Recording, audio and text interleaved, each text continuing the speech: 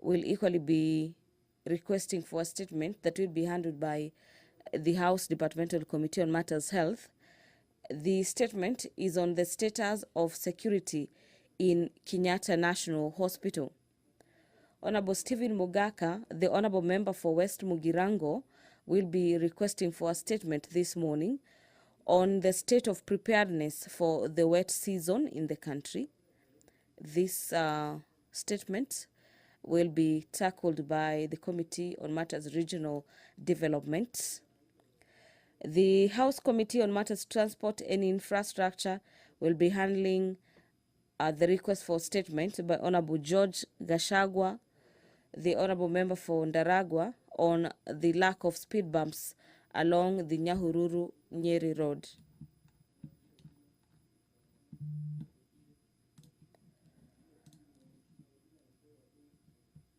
The Learners with Disability Bill, a bill originating from the Senate, Bill number 4 of the year 2023, is lined up for second reading this morning. This bill is by the Chairperson, Departmental Committee on Matters Social Protection.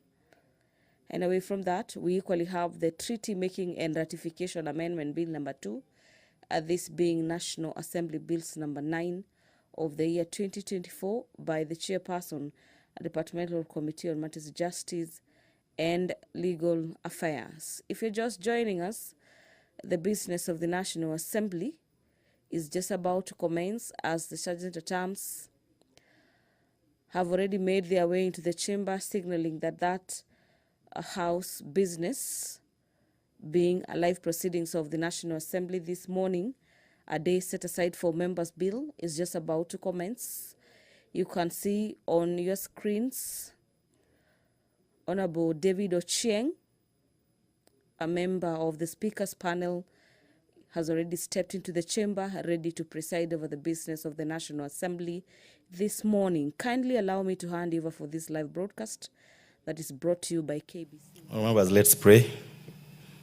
Almighty God, you know, wisdom and goodness have appointed the offices of leaders and parliaments for the welfare of society and the just government of the people. We beseech you to behold with your abundant favor as your servants, whom you have been pleased to call to the performance of important trust in this republic. Let your blessings descend upon us here assembled, and grant that we treat and consider all matters that shall come under our deliberation in so just and faithful a manner as to promote your honor and glory, and to advance the peace, prosperity, and welfare of our people, of our country, and of those whose interests we committed to our charge. Amen.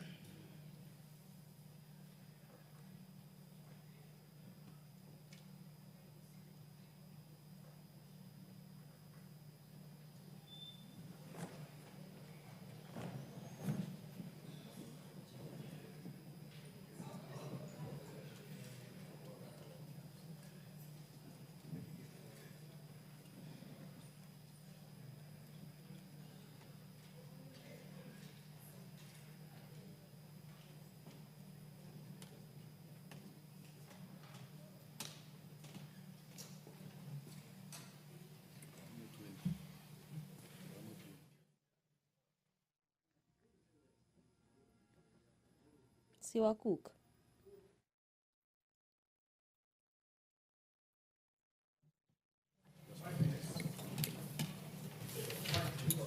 Members, we shall ring the quorum bell for 10 minutes.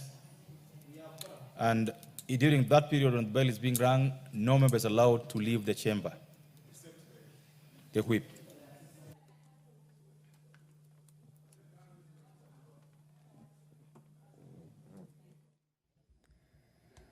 Well, at the National Assembly this morning, we have the commencement of business that has been followed by the ringing of the quorum bell this morning to necessitate for more members of Parliament are still within the presence of Parliament to make their way into the chamber this morning to allow the House to raise quorum, and this directive on the ringing of the quorum bell has been given pursuant to Standing Orders of the House, Standing Orders number 34, that guide the House on matters quorum at the commencement of business. So as you await for signals to ascertain whether the House has raised the quorum, in which the standing orders provides for the Speaker to add an additional 5 minutes upon the lapse of 10 minutes, being another leeway for members of Parliament to make their way into the chamber. And in the event that will not be attained, the Speaker adjourns the House until the next sitting of the House, being Wednesday. The House is sitting in the morning and in the afternoon.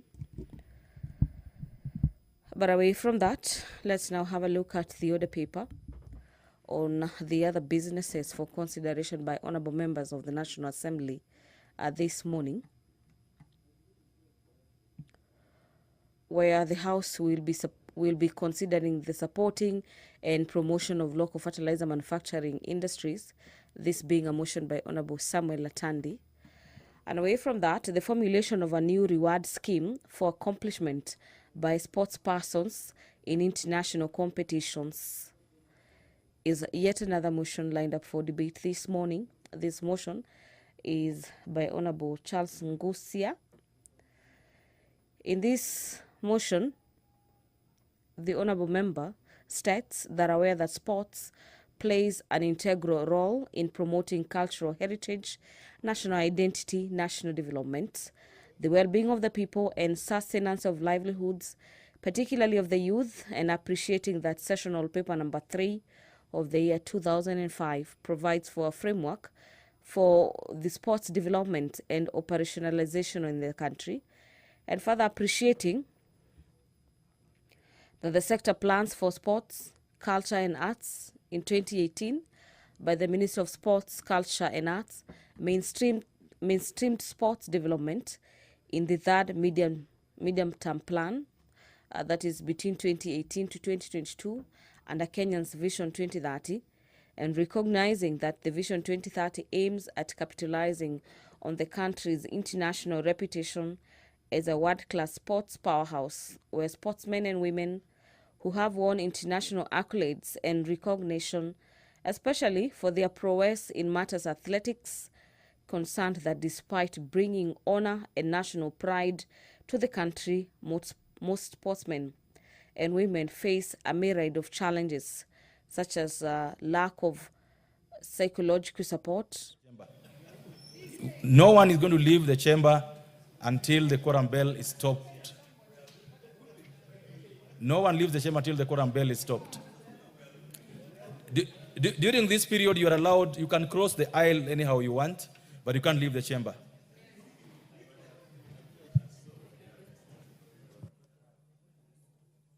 That was the guidance of the Speaker just now, guiding members that owing to the fact that the House lacks quorum, members are not allowed to step outside the chamber until such a time when the House raises quorum to commence business this morning, and that being an orderly guidance of the members by the speakers. The motion on the formulation of a rewarding scheme for accomplishment of sportsmen in the sports sector, Honorable Charles Ngusia is also seeking to have the House urge the government through the Ministry of Youth Affairs, Sports and Arts to develop a policy and standardize reports and sports reward scheme for recognizing the achievements made by sports persons in the internationally recognized competitions through financial rewards of 6 million shillings for setting a new record, 4 million shillings for gold medalist, 3 million shillings for silver medalist, and 2 million shillings for bronze medalist. The member is also seeking to have a non-financial motivation, including facilitation with issuance of diplomatic passports for established sportsmen and women, appointment as goodwill ambassadors, and conferring national honors and privileges, and finally establishing a medical cover and a post-retirement social protection scheme including establishment of contributory insurance and saving schemes to support sports persons who retire from active sporting due to injuries or matters to do with age. So away from the motion that is seeking to boost the operations in the sports sector and celebrate the athletes and sportsmen who are setting new records and giving the country pride, the expansion of the major roads in the country to dual carriageways, being motion number 2 of the year 2024, is lined up for debate this morning. This motion is by Honorable Faith Gitau. Faith Gitau, in her motion, states that the Kenya Roads Act Cap 408 provides for the establishment of road authorities responsible for, among other functions, the management and development of roads under their respective purview, and for the developing and providing of adequate transport infrastructure that guides safe and efficient movement of people, goods and services across the country and beyond.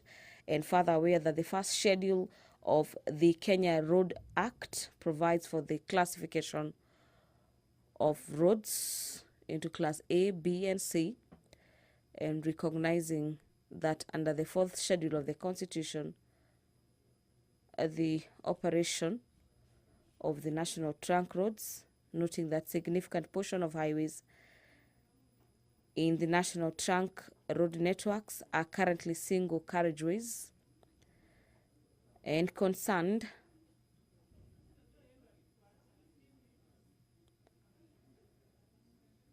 that during peak periods, which limit movements of people, goods and services across the regions and increases vulnerabilities to road accidents, the House resolves that the government, through the Ministry of Roads and Transport, undertakes the expansion program of national trunk roads with a view of upgrading all classes A, B, and C roads in the country from two-way lanes to dual carriageways or one-way roads with the necessary infrastructure that includes footbridges, safe crossing zones at regular road joints, and two-way lanes to dual carriageways with the intervals and proper drainage systems and other requisite infrastructure in their optimal operation. The House will equally this morning debate a motion on the implementation of the universal health coverage and a policy on the mandatory use of public health care facilities by public officers. This motion by Honorable Sabina Chege, that is seeking to have public officers mandated to use public health facilities under the universal health coverage. The member, through this motion, is seeking to have the National Assembly resolve that the government, through the Ministry of Health, implements the Kenya Universal Health Coverage Policy of 2020 to 2030 and introduce a policy on mandatory use of healthcare coverage policy and use of healthcare public healthcare facilities by all civil servants, public officers, and state officers in the country. The members of the National Assembly are still streaming into the chamber this morning to allow the House raise a quorum of at least 550 members of Parliament to allow the House commence business, this being a sitting on Wednesday morning. Quorum bell can now be stopped. I confirm that we have quorum. And members, you can now take your seats. We may start. All members have confirmed that we have quorum. And the Honorable Amboka, it's not your job to look for quorum for the House. You are completely out of order, Honorable Jack Wamboka. Out of order totally. You are so out of order, Honorable Wamboka. Take your seat. Honorable Jack Wamboka, take your seat.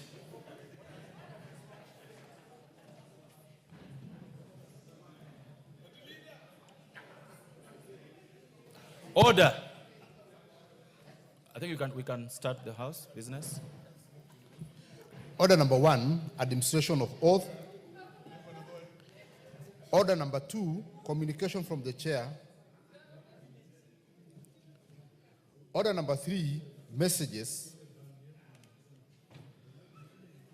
Order number 4, petitions.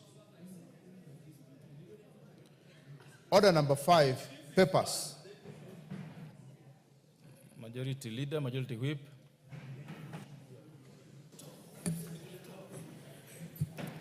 Honorable Speaker, I beg to lay the following papers on the table of the House.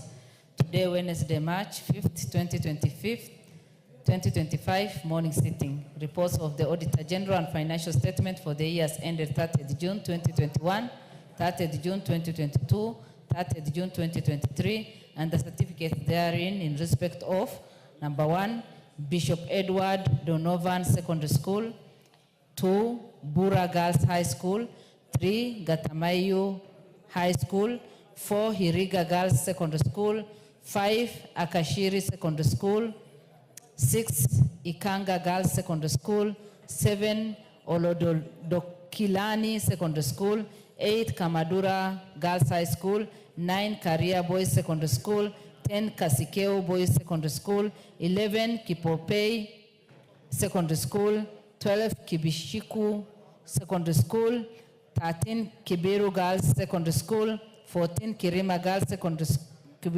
Girls High School, 15, Lake Solai Secondary School, 16, Mazeras High School, 17, Muruira Boys Secondary School, 18, Ngala Secondary School for the deaf, 19, Nkueni Girls High School, 20, Noromaru Girls Secondary School, 21, Nyeri High School, 22, Our Lady of Fatima Chinga Girls High School, number 23, Ribe Girls Secondary School, 24, St. Thomas Secondary School, Kilifi, 25, St. Jude Girls Secondary School, Makueni, 26, St. Mary's High School, Lushangonyi, 27, St. Thomas Aquinas Boys Tomandu Secondary School, 28, Stella Maris Odaya Girls High School, 29, Wagals Secondary School, and 30, Weru Secondary School. Thank you, Honorable Speaker, and I lay.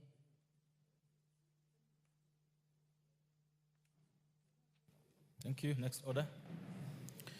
Order number 6, notices of motion. Order number 7, questions and statements. Members, if you have the order paper, the questions will follow the pattern in which they appear in the last page of the order paper. So, the Honorable Joyce Kamene is in the House.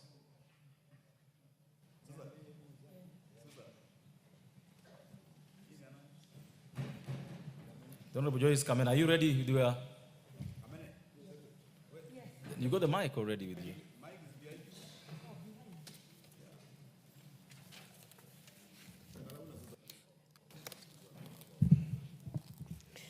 Thank you, Honorable Speaker. I rise to request for a statement regarding the effects of withdrawal for funding by United States agencies for international development in Kenya. Honorable Speaker, pursuant to the provision of Standing Order 44-2C, I rise to request for a statement from the chairpersons of the Department Committee of Health regarding the effects of withdrawal of fundings by the United States agencies for international development, USAID, in Kenya. Honorable Speaker, the abrupt suspension of U.S. foreign aid under USAID has significantly disrupted critical programs in the country. This suspension, which took effect on 24th January 2025, resulted from the U.S. Presidential Executive Order mandating the re-evaluation and realignment of U.S. foreign aid. Consequently, all new funding obligations and sub-obligations under the U.S. Development objective agreements has been halted for 30 days, with the livelihoods of permanent withdrawals from some projects. Honorable Speaker, the halting of fundings has really caused severe economic and social disruptions, leading to the loss of at least 35,000 jobs, both directly and indirectly, as many non-governmental organizations, NGOs, in the health, agriculture, education sectors, among others, rely on US aid-backed contracts. Additionally, the healthcare sector is among the most affected, with thousands of doctors, nurses, midwives, and community health workers facing imminent unemployment. USAID has allocated Kenya shillings 18 million to HIV/AIDS programs, shillings 7.6 billion to basic health care, and 5.8 billion to maternal and child health, including family planning. These initiatives have been lifeline for many communities, and this disruption jeopardizes the ability for the country to meet its health targets. Honorable Speaker, it is against this background that I request for a statement from the chairperson of the Department Committee of Health on following: the immediate steps being taken to ensure that critical health Honorable programs... Walter Owino, go back and do the right thing. Go ahead.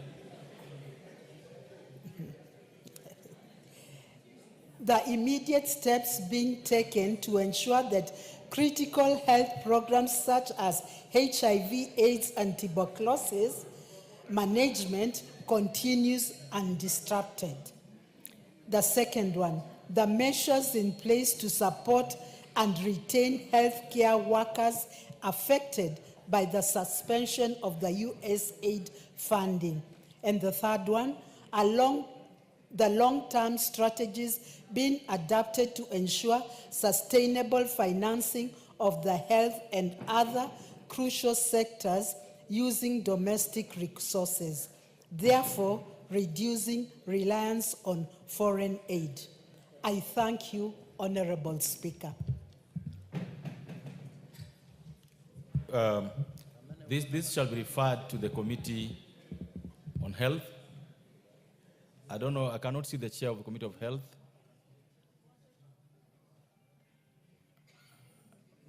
Any member of that committee? The Honorable Nyamai, what did you want to comment about on this? Okay, go ahead. 1 minute for you, 2 minutes. Thank you, Honorable Speaker. I would like to make a comment on the statement that has been raised by the Honorable Kamene, member for Machakos County. Yes, I congratulate her for bringing this matter to the House. I would like to ask the Departmental Committee on Health, as they respond to this issue, to bear in mind that there is a new world order, that the withdrawal and reduction of funding is happening all over the world, and it seems that the United States of America has decided through their current leadership to make decisions that affect all of us. Mr. Speaker, I would like to say that from the time that I was chair for health in the 11th Parliament, the issue of over-reliance of donor funding, and especially on matters which concern us so much, including family planning. Honorable Speaker, this is a matter that we need to wake up as a country and fund ourselves. We cannot keep on relying on donors to take care of matters that concern our core livelihoods, including that even getting infected with HIV, which has quite a long history.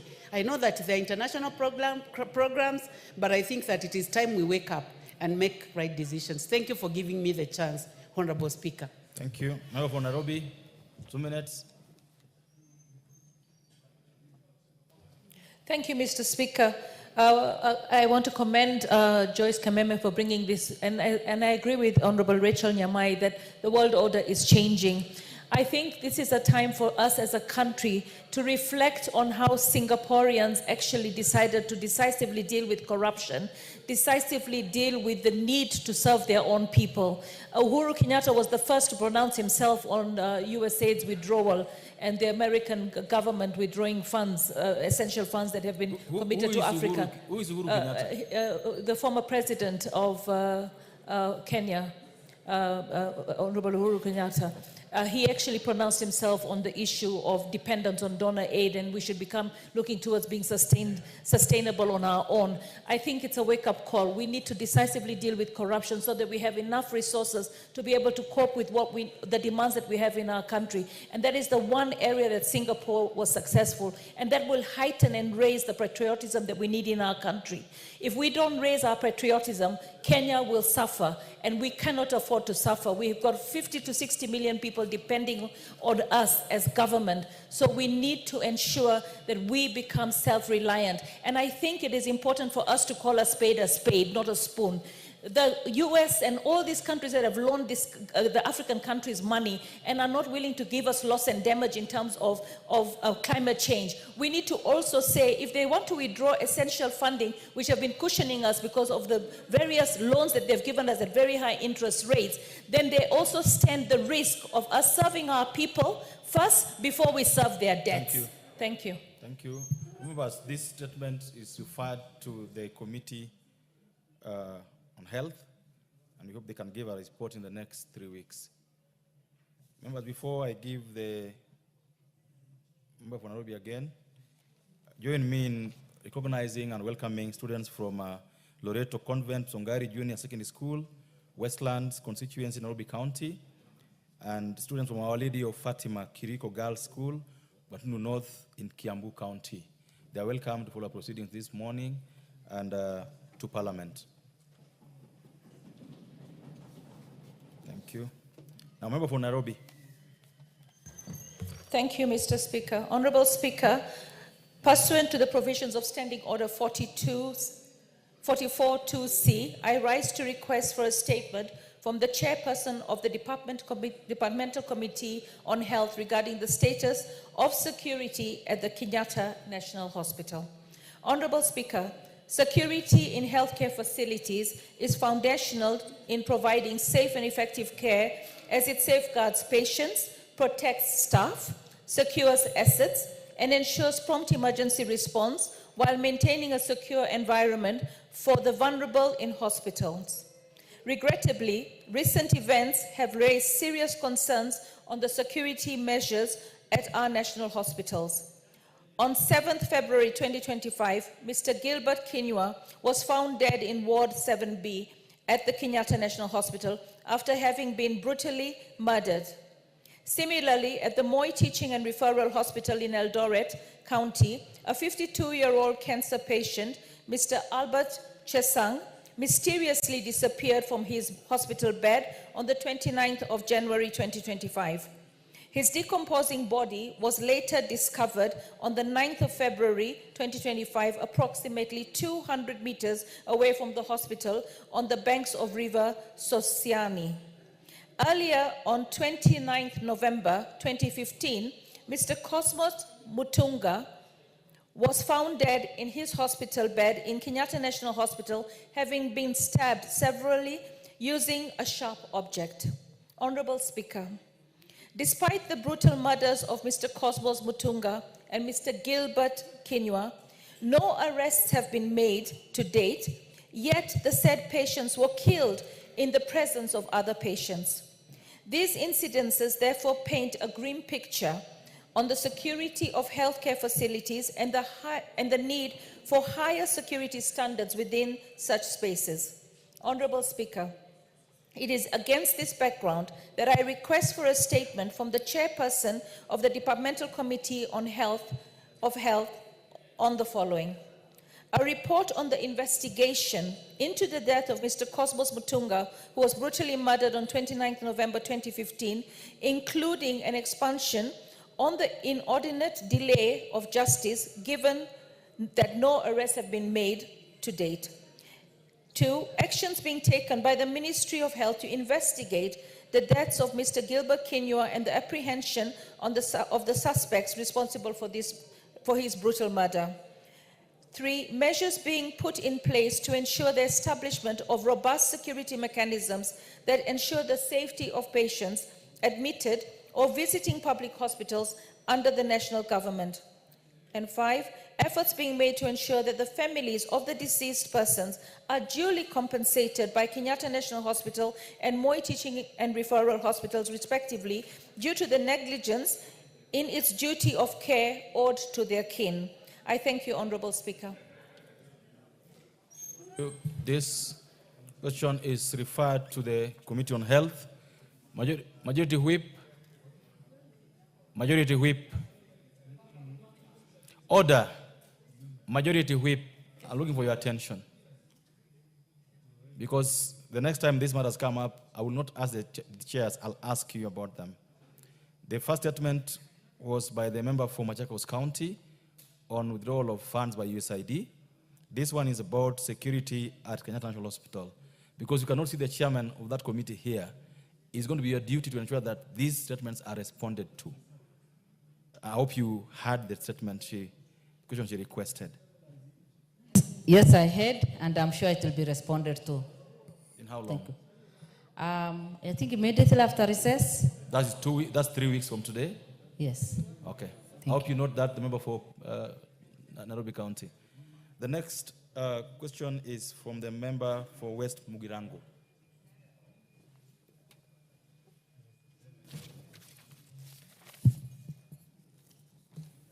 I thank you, Mr. Speaker, for the opportunity to make this statement.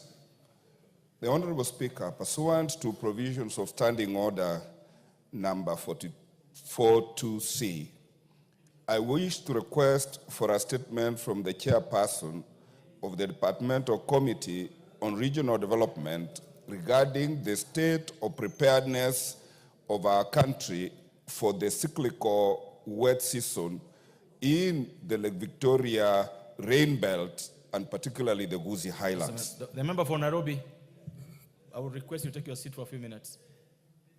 Go ahead. Thank you, Mr. Speaker. Honorable Speaker, the wet season, which ordinarily commences around the month of March, which we are in, is characterized by very heavy rain, lightning, flooding, hailstones, and very destructive storm water.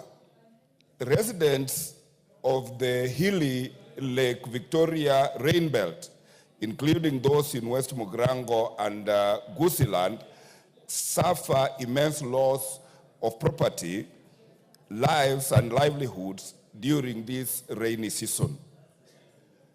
Crops, Mr. Speaker, get wiped away. Crops like tea, vegetable, and sometimes even gravel roads completely get wiped away, making the roads unmotorable. Despite the budget allocations for emergency and humanitarian responses, there has not been any significant permanent intervention for preventing and mitigating the impact of these cyclical and recurrent disasters. This has affected the economic growth of my constituency, the Gusii region and the Lake Victoria rain belt, making the cost of living extremely high and occasionally subjecting some homes to starvation. Mr. Speaker, it is against this background that I request for a statement from the chairperson of the Departmental Committee on Regional Development on the following. Measures the government has put in place to ensure timely and effective information on hazardous weather so that the residents of West Mugirango and other affected areas within the hilly Lake Victoria rain belt become warned in good time. Number two, a detailed report on the interventions being implemented by the government to ensure timely emergency response including prepositioning of relief supplies to affected families and homes. Number 3, Mr. Speaker, I'm looking for the long-term mitigation strategies that the government intends to adopt to address these recurrent disasters, including climate adaptation measures that the residents and citizens need to be educated on. And finally, Mr. Speaker, I'm looking for measures being made to educate and equip residents with knowledge on disaster management so as to improve their resilience and mitigate the effects of the recurrent harsh weather conditions. Mr. Speaker, I thank you. Thank you. You want to comment on this? On this request for statement? Go ahead. 2 minutes. Thank you, Mr. Speaker. While I appreciate our girls who are in the galleries and to welcome them in Parliament, Mr. Speaker, but also to say I think that statement is very critical. And when you look at the weather right now, the way it is, and very hot, it means the rains that are going to come, Mr. Speaker, are not going to be rains that we will start screaming again when our people are being taken by floods, when Nairobi is just becoming more chaotic. And so it's not just for Kisii, but I think the most important thing, as the chairman brings his answers to this House, Mr. Speaker, we would want to see how are we prepared, because we are going to go into a very tough turmoil, and we will hate to see what happened last year happening again, as if we have not learned our lessons. So for me, Mr. Speaker, it's about Nairobi. I remember in Mathare we lost many lives at night. It should never happen, and I'm hoping we are preparing, and the government is preparing, not just saying preparing, then when it comes to that time, but also even us ourselves, that we are not throwing garbages in those drainages, that we are trying to clear those drainages, because that's what now makes everyone go through that flood. So thank you, Mr. Speaker. I'm hoping we'll have a comprehensive answer on that matter of how well we are prepared. Thank you. The Honorable Wako, there seems to be no chairs in the House today. What we expect on this is a comprehensive statement, not on Kisii, but for the country holistically. What is our preparedness about the wet season for the whole country? I hope you can relay this to the chairperson of the relevant committee. And therefore, the request is referred to the Committee on Regional Development. The next one is a member for Ndaragwa. It's in the House. This should be in the next 2 weeks, or 3 weeks for that matter, because of the break. The Honorable Wako, the next 3 weeks. When you come from recess, we want an answer on that report. Member for Ndaragwa is in the House. The member for Westlands, you have been on intervention for a while now. Mr. Speaker, I had wanted to comment on the statement that Esther, the member from Nairobi had presented, but I don't know if it is overtaken by events or we can still comment. You can go ahead. Mr. Speaker, I was also just concerned about this security at our health facilities. If people can walk in a ward in a hospital and murder somebody and just get away with it, and nobody is responding or is being responsible to that, it just raises a lot of concern. Because when we go to these facilities, we believe there's enough security and somebody will be secure at the hospital. But if it happens like that, Mr. Speaker, it raises a lot of concern, and we want those who are concerned, the Kenyatta Hospital and others, and including our security, not now just the hospital, to tell Kenyans what exactly happened. And we want this report to give the family of that member, that so that they can rest their person in peace, Mr. Speaker. And also, just knowing that our country...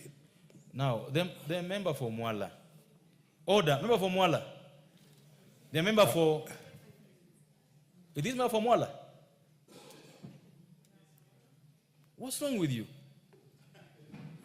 From the 28th of March 2013, up now you still don't know how to. No, you can't do that, Vincent Kawaya. Do the right thing. Thank you, Mr. Speaker. Mr. Speaker, that is what I wanted to comment. Thank you very much. Dero Maklab, you don't work with your card at all. Where's your card?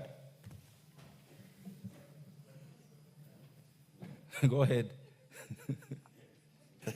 Thank you, Mr. Speaker, for your indulgence. First, Mr. Speaker, allow me, on behalf of the people of Baringo, and Baringo North in particular, to thank members of this House who made their way to Baringo North in the burial of our Senator William Cheptumo. So, Mr. Speaker, I want to thank the President, thank the speakers of this House, led by our own Dr. Wetangula and Hamason King of the Senate, the leader of majorities, Kimani Ichung'wah, and Honorable Haron Cheriot, and all members who came to Baringo North. On behalf of the people, the support that you gave us, all the way, I can even see my good friend Ariko from Turkana, who made his way to Baringo North, and even Tito Raso, who made his way to Baringo North, and even met our General Dauti Tonje, the man that is famous with the Tonje rules in the military. So, Speaker, I want to thank all of you for the support you gave to the family and the support you gave to the other families, including Malulu and the others. So, Speaker, we shall remember you for that very gracious support you gave to us. Secondly, Mr. Speaker, allow me to eulogize another former member of parliament from Baringo North, one Willie Rotich Kamuren, who served this House and served the people of Baringo North and the people of Baringo East, what is called currently Teati. So, Speaker, Willie Rotich Kamuren is of the Sawe Echet of our culture, and he started his parliamentary business as a member of parliament of Teati, or what is called Baringo East, currently called Teati, represented by Honorable Kamket, for one full term from 1963 to 1969. So, Speaker, after that, he was able to move to Baringo North and serve the people of Baringo North from 1988 to 1997, again for 2 terms, Mr. Speaker, cumulatively serving for more than 15 years in Parliament. So, Speaker, Honorable Willie Kamuren also served as Assistant Minister in Moi government, Madam Speaker. And this man is full of proverbs, full of wisdom, full of jokes, Mr. Speaker. He speaks in a language that if you think, you think he's annoying you, but he's creating fun. He was a great friend of the late second President of the Republic of Kenya, and a man that is known for developing Baringo North in various aspects, Mr. Speaker, from the first tarmac that has entered Baringo North during the courtesy of Honorable Willie Kamuren, the tarmac that connects from Kabarnet all the way to Kabartonjo to Kipsaraman. Madam Speaker, that is the man that we've known for many years. He actually succeeded in employing many people, especially those of the Koimet generation, to become county commissioners, to become DOs. Some of them now are retiring, and teachers, and other civil servants, Madam Speaker. So this man set a firm foundation of leadership in Baringo North and served the people of Baringo North without any favor or discrimination. Today, the locations that we have in Baringo North, after Kamuren, we've just added some few locations. The locations created many administrative units, many sub-locations, many locations, Kipsaraman Division, Partabwa Division, Parwesa Division, courtesy of Honorable Willie Rotich Kamuren. He's a staunch Christian. that helped to build the AIC AIC Kabartonjo, and even AIC Mlimani, together with Daniel Toroitich Arab Moi, they actually brought, they built the AIC Mlimani from Mapati to what AIC Mlimani is today. Madam Speaker, he helped many people go to school. Most of us were young people during his time, and he lent us an urn. Madam Speaker, this is one of the only sons of Baringo North, few, who have an hotel in town of the CBD of Nairobi. Most of those who came to Nairobi to start and do business did not own even a single business in the CBD, competing with the people who came to Nairobi first. The Crown Holiday Hotel here in Ngara, in Accra Road. Mr. Speaker, it is good for you to know for the record. Madam Speaker, to end it, to sum it all, I just want to say that this is a man that has lived a full life. He actually in the 90 years and above. And we thank God for the years that he kept to Willie Cameron, and there will be fundraising to support his funeral on Tuesday, 11 of March, and there will be burial on Saturday, 15, in his home in Ayepo, Turkuin. Madam Speaker, even Ayepo High School, courtesy of Cameron, even Moika Bartonjo, courtesy of Cameron, Osen, and many other schools that are outstanding. He set a firm foundation for education, where I have taken over, Madam Speaker. And for the record, it is important for this House that in the last KCSE, courtesy of those schools that I took over now and be able to pump a lot of resources and human capital, Madam Speaker, Baringo North was able to send 1,803 students to university, which is 62% transition. We are 50+1 in terms of education, Madam Speaker. So with those very many remarks, Madam Speaker, I wish Honorable Kamket was here because he served in his constituency. Kamket, you are behind me. You also give an opportunity to Kamket because he served in his place. But I want to say, may his soul rest in eternal peace. Thank you, Madam Speaker. Thank you very much, Honorable McLeod. Although it's not in your place to give a chance to the Honorable Kamket, I am going to go ahead and allow the Honorable Kamket, member for Tiati, also to give his good words as you have done. You may proceed, member for Tiati. Thank you very much, Madam Speaker.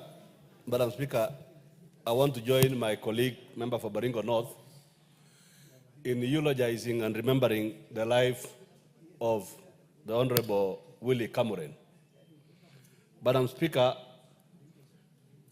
the Honorable Cameron was the first MP for Baringo East constituency, which was later renamed Tiati constituency.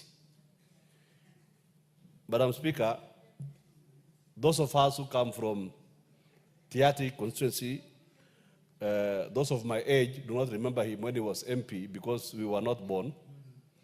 He was an independence MP because Tiati is an independence constituency, Madam Speaker. But, Madam Speaker, the stories we have been told by our fathers, and later on in life we have come to meet him as a former MP, is that Honorable Cameron, number one, was a very, very joyful man to be with. He had a very serious mastery of the Tugen and Pokot language, which are quite similar, especially the Aror and the Pokot languages. The Aror is a sub-tribe of the Tugen. Madam Speaker, the Honorable Cameron was a very serious peacemaker. And he used his mastery of language to always unite the communities of the Pokot and the Tugen.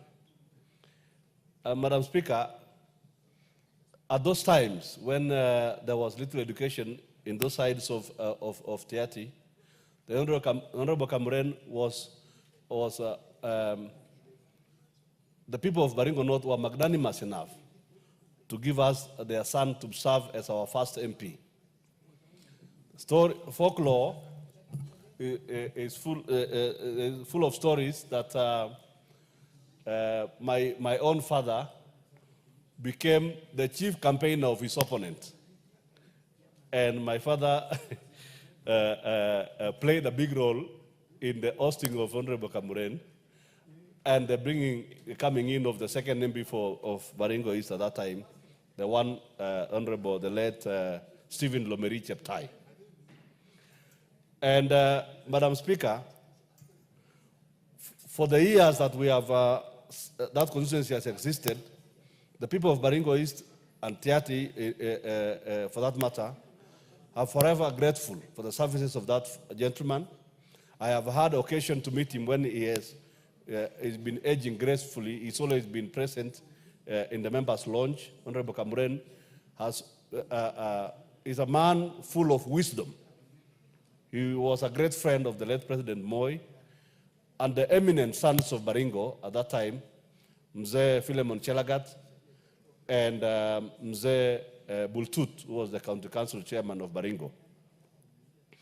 We pride ourselves as sons of Baringo and daughters of Baringo to have had such wise men to lead our county in the various capacities that they led. And I want to say, Madam Speaker, that the peace that we enjoy and the development that we enjoy in that region is because of the work of our forefathers, the foundations that they laid, the strong foundations, the strong educational foundations. Baringo North, as we speak, Madam Speaker, as Honorable McLeod spoke earlier, is the pillar of education in Baringo. And I want to say that Tiati is coming in very fast. And very soon we are going to overtake those who went ahead of us. Madam Speaker, we as the people of Tiati will forever be grateful for the services of Honorable Kamuren, and we shall fully participate in this honorable sending off as both as a constituency and as a people. And we remain united as the people of Baringo, and we wish the family of Honorable Kamuren God's grace at this time, and may his soul rest in eternal peace. Amen. Thank you very much. Honorable members, on behalf of the Speaker and all other members of the House who have not given their condolences, may the soul of the Honorable Kamuren rest in peace. Honorable members, before we proceed, we have several schools seated in the public gallery. We have Cornerstone Academy from Kasarani constituency, Nairobi County. We have Loreto Convent Musangari Junior Secondary School, Westlands constituency, Nairobi County. Our Lady of Fatima Kiriko Girls from Gatundu North, Kiambu County. You are welcome to the National Assembly to continue observing the proceedings of the House. And I would like to welcome the member for Nairobi County to welcome all students from all schools, and more specifically the ones from the Loreto Convent. Member for Nairobi County, you may proceed. Thank you, Madam Speaker. Madam Speaker, I would like to welcome the students from Nairobi, Loreto Convent, and Cornerstone, and also the ones from across the counties in Kenya. When they come here as students, they're coming here on an observation to understand what it is that government does. I want to take this opportunity to say, work hard. Your parents and your government are working very hard to ensure that you have a good education. So work hard. We are here to make laws, and laws are made for all citizens, including our children. What I want to say is, when we met the president a few years ago, he had a message, especially for the girl child. He said to us to tell you that we're investing so much in education because we want you to grow and be able to become responsible citizens of society. And his biggest concern and his message to all the students in Kenya, especially the girl child, is please try as much as possible to focus on education and not early teenage pregnancies. He was concerned at the number of children that are getting pregnant. Now, we do know that a number of children who get pregnant are not the children who are children who've been defiled or abused. We're also working very hard, with the President having given us 100 million shillings to ensure that we deal with gender-based violence decisively. If a child has been abused, defiled, please do not fear. Talk to your parents, talk to your aunties, talk to your teachers, because we want as much as possible for girls to be girls. Children should not be moms. Children should be children. So we want you to work hard, we want you to put God ahead of you, and we want you to feel protected by your government and provided for by your government. And we wish you well. And I hope that one of these days in the future, all of you in the gallery will be in this August House defending the people and bringing the good laws that we need in this country. Welcome to the Parliament. Thank you, Madam Speaker.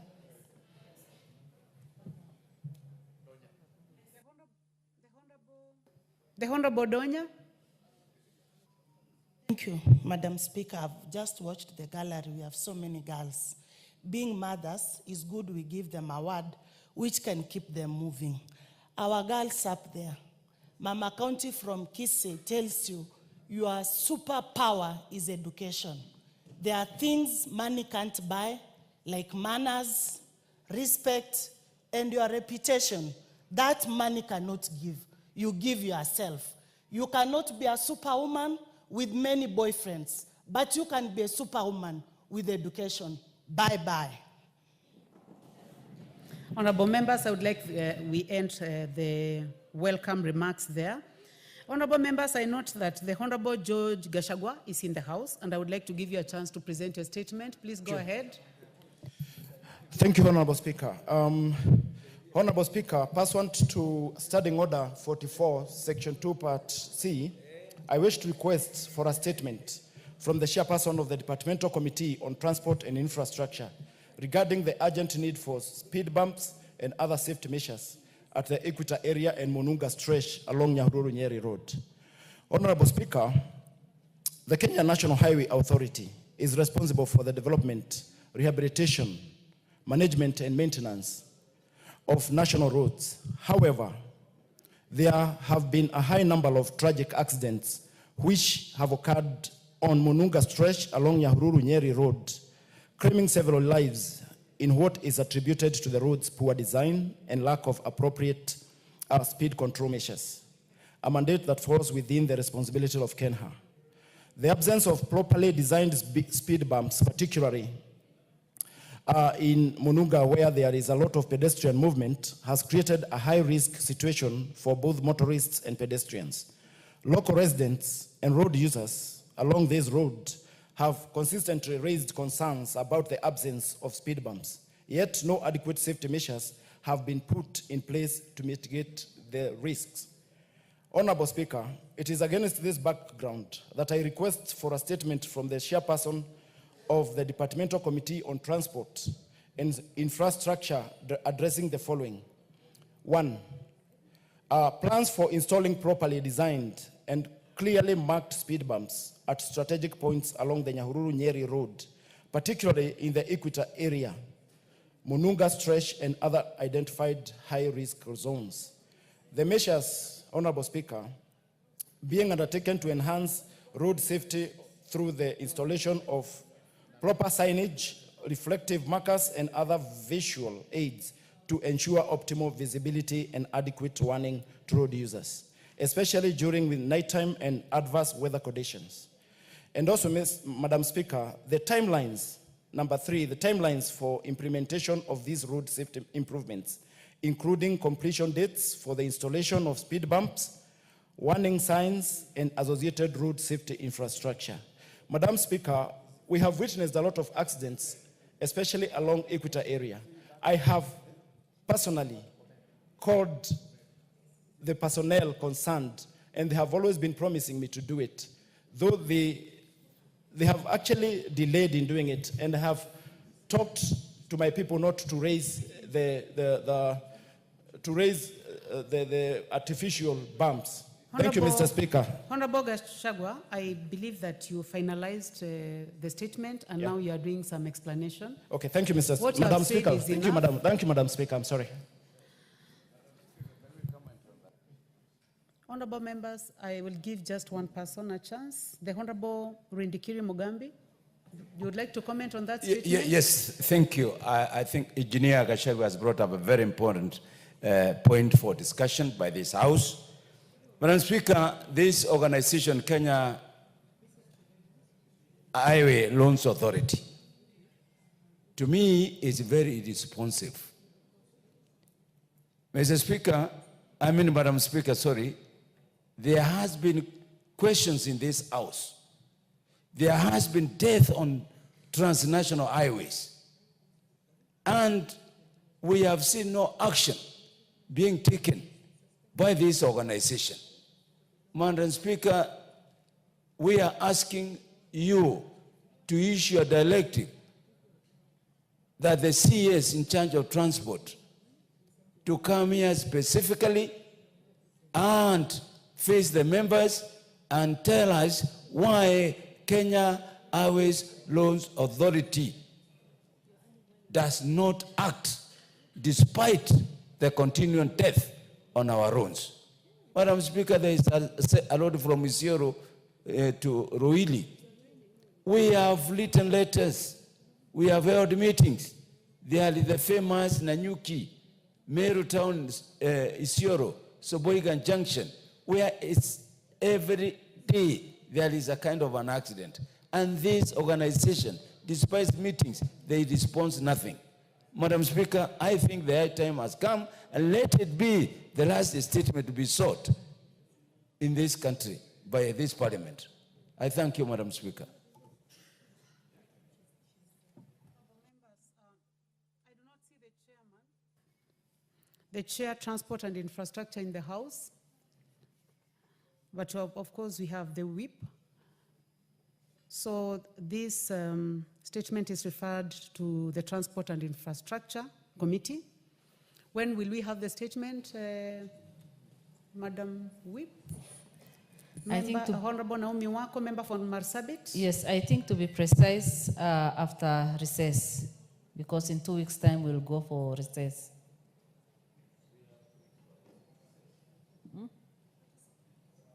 That's in 2 weeks. You're giving a timeline of about 2 weeks? Yes. That is in order. Make sure that that information reaches the chair, whip. Next order. Order number 8, the National Police Service Commission Amendment Bill, National Assembly Bill number 23 of 2024, second reading, question to be put. Order, member for Nairobi County and member for Taveta. Honorable members, I now put the question that the National Police Service Commission Amendment Bill, National Assembly Bill number 23 of 2024 be now read a second time. Will as many as of that opinion say aye? Aye. Will as many as of a contrary opinion say nay? The ayes have it. Next order. A bill for an act of parliament to amend the National Police Service Commission Act 2011. Order number 9, the Basic Education Amendment Bill, National Assembly Bill number 59 of 2023, second reading. Thank you. The Honorable Mary Wamaua. You may proceed. Thank you, Madam Speaker. Madam Speaker, I beg to move that the Basic Education Amendment Bill, National Assembly number 59 of 2023, be read a second time. Madam Speaker, this bill is amending Section 18.2 of the Basic Education Act 2013, which states that the County Education Board may, in consultation with the National Education Board and relevant stakeholders, appoint a sub-county education office with the clear function and powers. Madam Speaker, this one talks of may, so it is not a must. And that is why, Madam Speaker, I saw it okay so that we may have under the current structure of County Education Board, the CEB, which has the option of establishing a sub-county office as a liaison. While the liaison office at the sub-county plays a role, its functions are still validated by the county board. This Honorable Speaker has led to significant delays in critical education functions such as school registration, school management reports review, and other administrative approvals.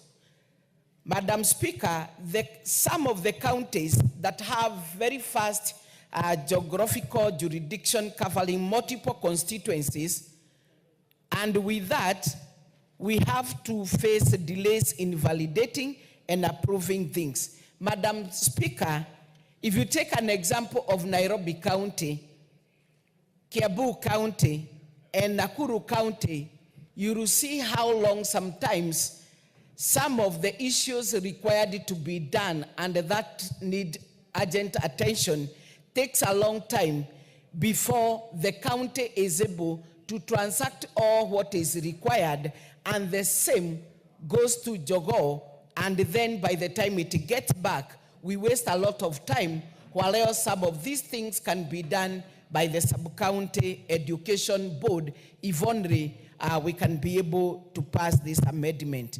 Honorable Speaker, previously, under the old administrative structure, before the 2010 Constitution, we had the District Education Board. The District Education Board, the DEB, was responsible for registering and management of educational institutions in the sub-county, working to complement the provincial and the National Education Board. While else today, Madam Speaker, we do not have, and that is why I'm requesting this House to agree that we amend by bringing back the Sub-County Education Board so that we can be able to give a bit of some efficiency and fast track this without a lot of the delays. The replacement of District Education Board, Madam Speaker, model with liaison offices has resulted in a lot of inefficiencies, creating bottlenecks in service delivery at the local level. The idea behind this bill, Madam Speaker, was conceived after observing the delays and the bureaucratic handles in school registration and administration due to the centralized nature of County Education Board. Madam Speaker, this bill proposes as follows. One, the establishment of sub-county education boards. This will have legal authority to oversee and manage education matters at the sub-county level, thus reducing dependency on the county board for each and every decision. Madam Speaker, a lot of what is required to be done as far as our learning institution is concerned is merely the work of the County Education Board. What the sub-county education do is just to oversee where the County Education Board will come to validate a rubber stamp, something that would have already been done by the Sub-County Education Board, and the same maybe fast-tracked to get it to the ministry. This bill proposes to give the Sub-County Board the mandate to handle the following functions independently. One, it can have the registration and establishment of a bank data of all education and training institutions in the sub-county. Madam Speaker, the officers in the sub-county offices understudy the terrains and the geographical areas and the needs of the local people more better than the county officials who are far away from it. And therefore, issues to do with the registration of the schools in an area where it is required, including establishment of all the data information required. This one can be fast-tracked by the Sub-County Education Office, and the same gotten maybe a copy given to the County Education Board, but immediately it will be able to get to the ministry offices, and any reply which is needed will be able to get to the required client. Madam Speaker, too, in consultation with the resident of the sub-county, the recommended institution may receive funding for infrastructural development. Madam Speaker, you understand that even for infrastructure development that are required in the schools, this is still the work of the County Education Board. And therefore, you will find that a lot is usually done by the sub-county, but it cannot be enough until when it is validated by the County Education Board members for it to get it to the national office or Jogo, so that a list can be developed for all those schools that really require the infrastructure. But we can be able to save time and a lot of delay, whereby this one can be given to the sub-county education board if only we agree to establish and to legalize, to give it power and the function that is supposed to do, and we avoid a lot of wasting time. Madam Speaker, the review of the Board of Management reports of the respective schools within the sub-county and submit the reports to the County Education Board. Madam Speaker, you can imagine, right now we were reviewing and renewing the BOM members for all the primary schools and secondary school. And imagine, Madam Speaker, if a certain county like Nairobi or Nakuru or Kiambu and others that are very fast, you imagine how long it will be taken if at all it is the County Education Board that is weighted to do all this. They usually organize themselves in a way that the sub-county officials do this, but that is not their work.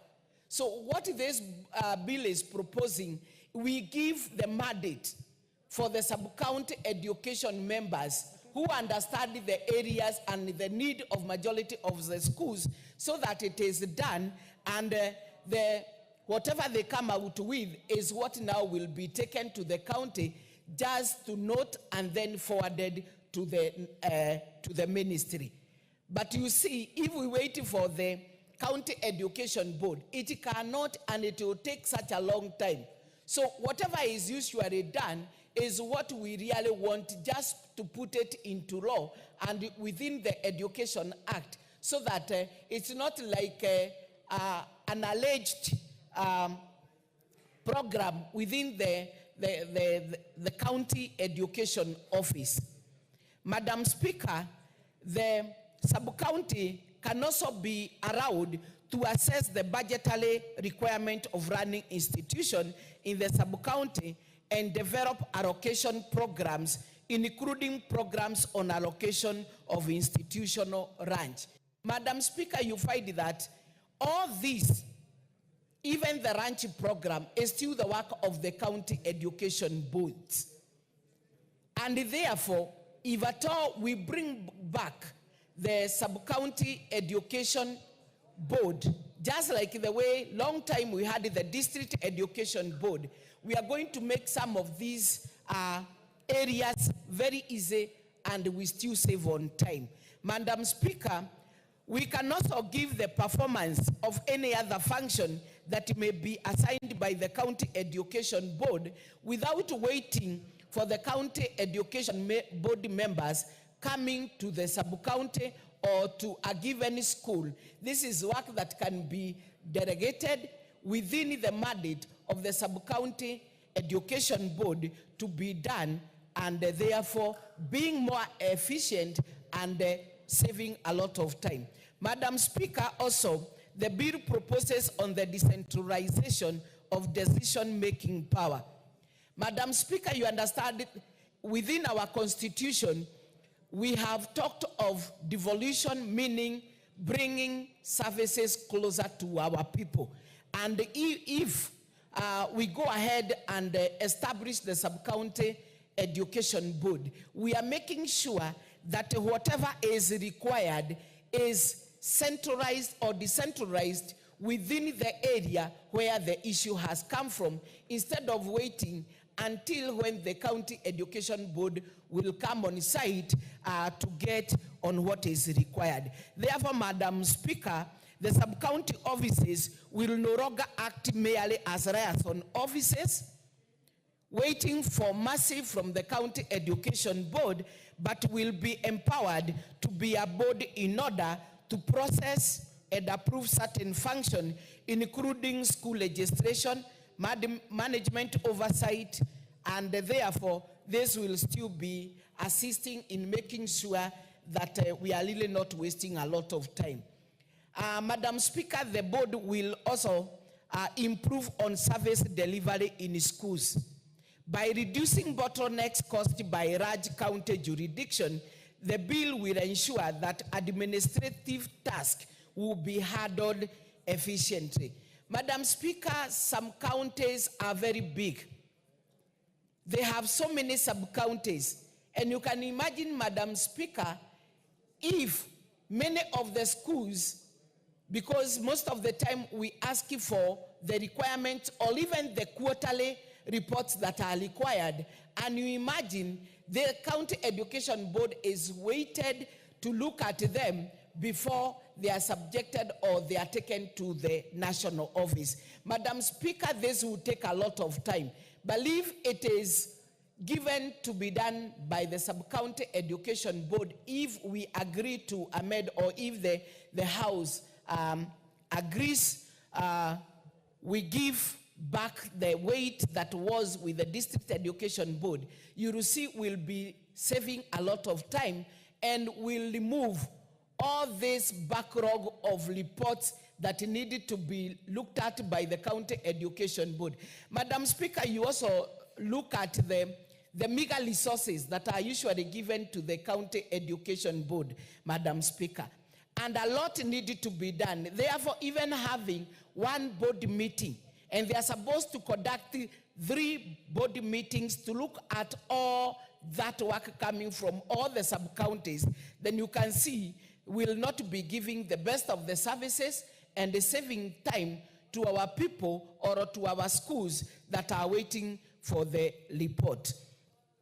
Madam Speaker, if you look at the composition that is proposed by this bill for the sub-county education board, you'll find that we want to have the member of parliament for each of the constituency within the sub-county who shall be an ex-officio board member.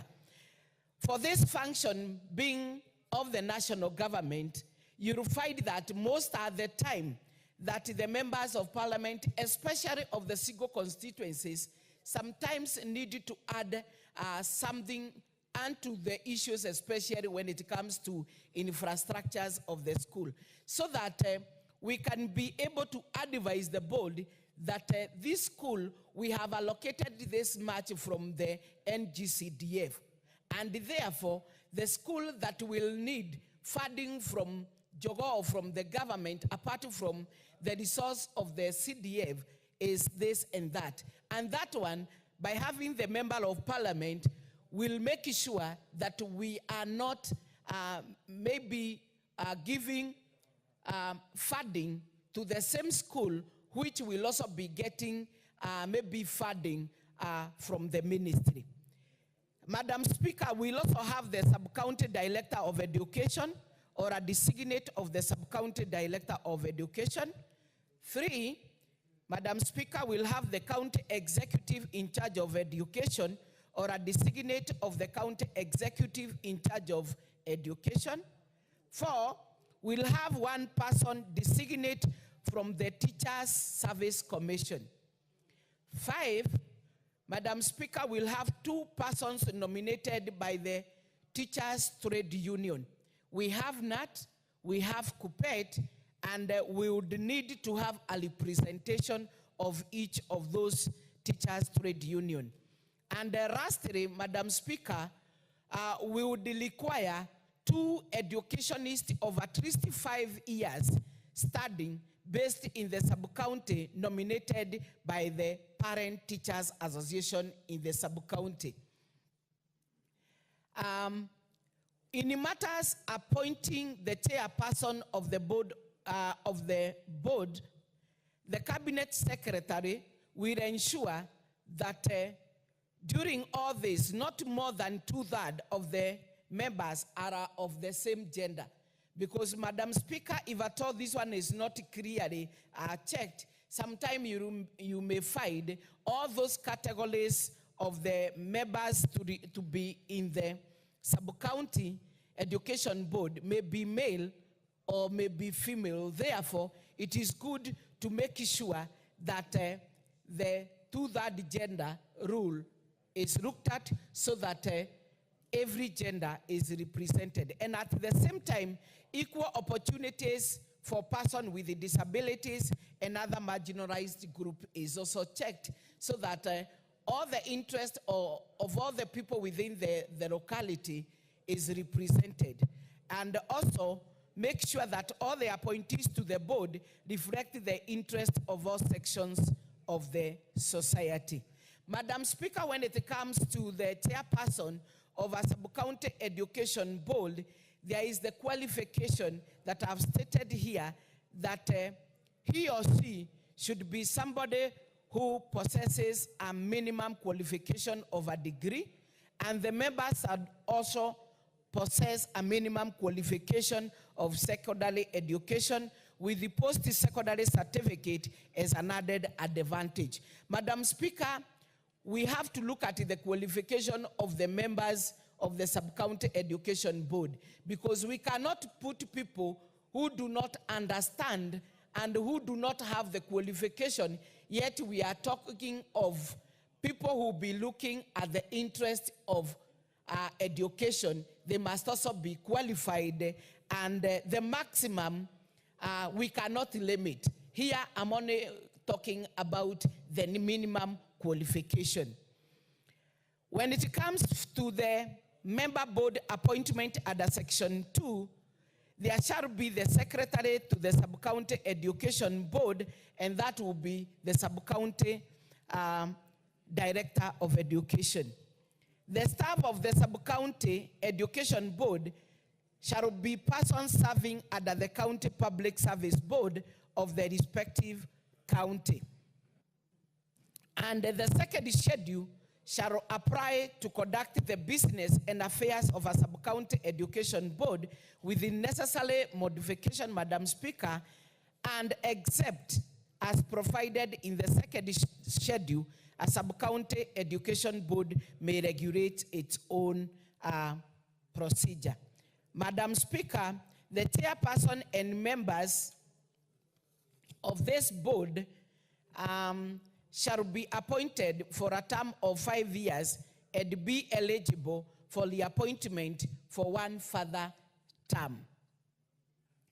When it comes to the meetings, Madam Speaker, a sub-county education board shall hold meetings on a need basis at such places and at such times as the county education board shall consider all the necessary for the proper discharge of its function.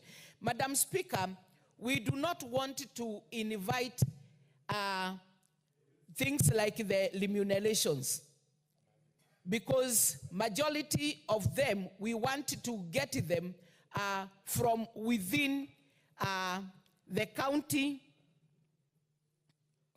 within the county public service board of the respective county, and therefore the remuneration they are getting from the department that they are in, this one will only call for a small allowance, because wherever they are coming from, they are being paid. And when it comes to meeting, it is on a needy basis. Notwithstanding subsection 1 that I've read earlier, the sub-county education board shall not meet more than 4 times in each financial year.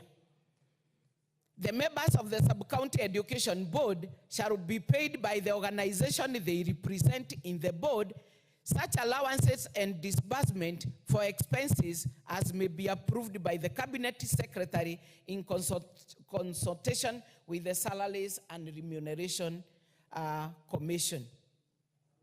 Madam Speaker, a Sub-County Education Board may from time to time co-opt in its membership, such person not being more than 3 as it is satisfied that possess skills and experience necessary in the discharge of the function of the Sub-County Education Board. Madam Speaker, in this one, there may come an issue to do with any kind of construction, and you find that you need an architectural who may be not represented in the board. You may also need any other skill that is also not found within the membership of the members of the board. And those are such members that I'm saying they may be co-opted so that they can come and give the skill that is required. And Madam Speaker, you remember, within the county, we have all these people. We have the architectural and we have other, like the quantity surveyors, and therefore we are not going to look for these people from far, and it is only on the area and on the scale that we do not have within the membership of this. Madam Speaker, if the House supports and passes this bill, we will have several benefits that will make us be efficient, save a lot of time, and which will also assist in making sure the running in our institution, may it be the primary, the secondary, and any other tertiary which is present within that sub-county, will have several benefits, like one, faster school registration and approval processes.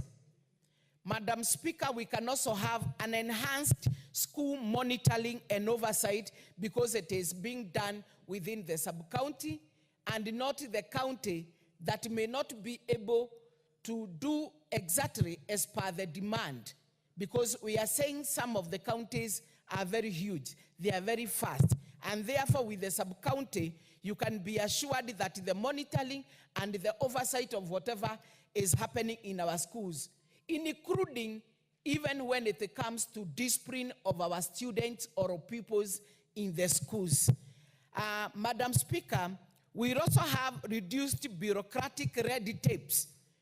And in this, Madam Speaker, I want to mean that the schools will have direct access to decision-making authorities at the sub-county level instead of waiting for responses from county education board covering a large area, and this one may deter the immediate or the urgency that of such an issue may be required.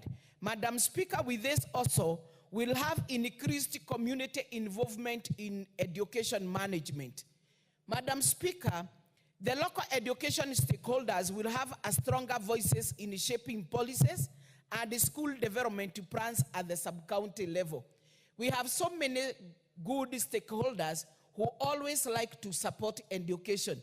And if all this is happening within the locality of the people who understand the terrain, and also who understand the stakeholders who are within, then you can see with the immediate effect, they can be able to convene and to get what is required, including some of those who always chip in their own way. Madam Speaker, also, we would have improved efficiency in teacher and resource allocation. Sub-county education offices will be better positioned to oversee staffing needs and resource distribution in schools within their respective jurisdiction without just waiting for the county education board to come and advise now that we have brought the sub-county education board within the area where the schools are. Honorable Speaker, countries like South Africa, Canada, India, Rwanda have successfully implemented decentralized education management system. Madam Speaker, for example, in South Africa, local education district offices plays a critical role in decision making, reducing the bureaucratics that we are talking about of delays and improving school oversight all the time. Madam Speaker, the current centralized model has a gap, and the introduction of sub-county education board will go a long way in resolving the challenges school faces today. Madam Speaker, when it comes, like I give an example in my constituency, because it is a first area, it is second in Radimans from Keharu, I found that there are so many areas where children walk more than 5 or 7 kilometers to access education. And you know, within our education policy, our children are supposed to access education with ease. And you find that when we start these schools, the issue to do with the registration takes such a long time. And Madam Speaker, sometimes you find that the parents or the local people within that area, like half of my constituency is allied, the parents cannot be able even to get the BOM teachers to pay. So sometimes you find it is the member of parliament who usually get into her or his pocket to pay the teachers, because the parents cannot be able to pay these teachers on levels of BOM. And therefore you will find this member will pay these teachers as if he or she is the TAC for such a long time, just because of the delay of the legislation, because it is such a long procedure before you get to the county to do the same. Madam Speaker, I urge my colleagues in this honorable house to support this bill. And I think with that, I will request, I beg to move and request Honorable Muthoni maybe to second. Thank you.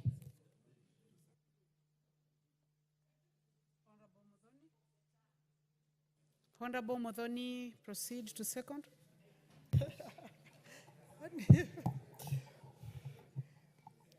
Thank you, Madam Speaker. Madam Speaker, I want to add my voice to this very important bill, and I want to thank Honorable Mary Wamahua for bringing this very important amendment, Amendment Bill 59 of 2023, so that we can look and review the educational structures in this country.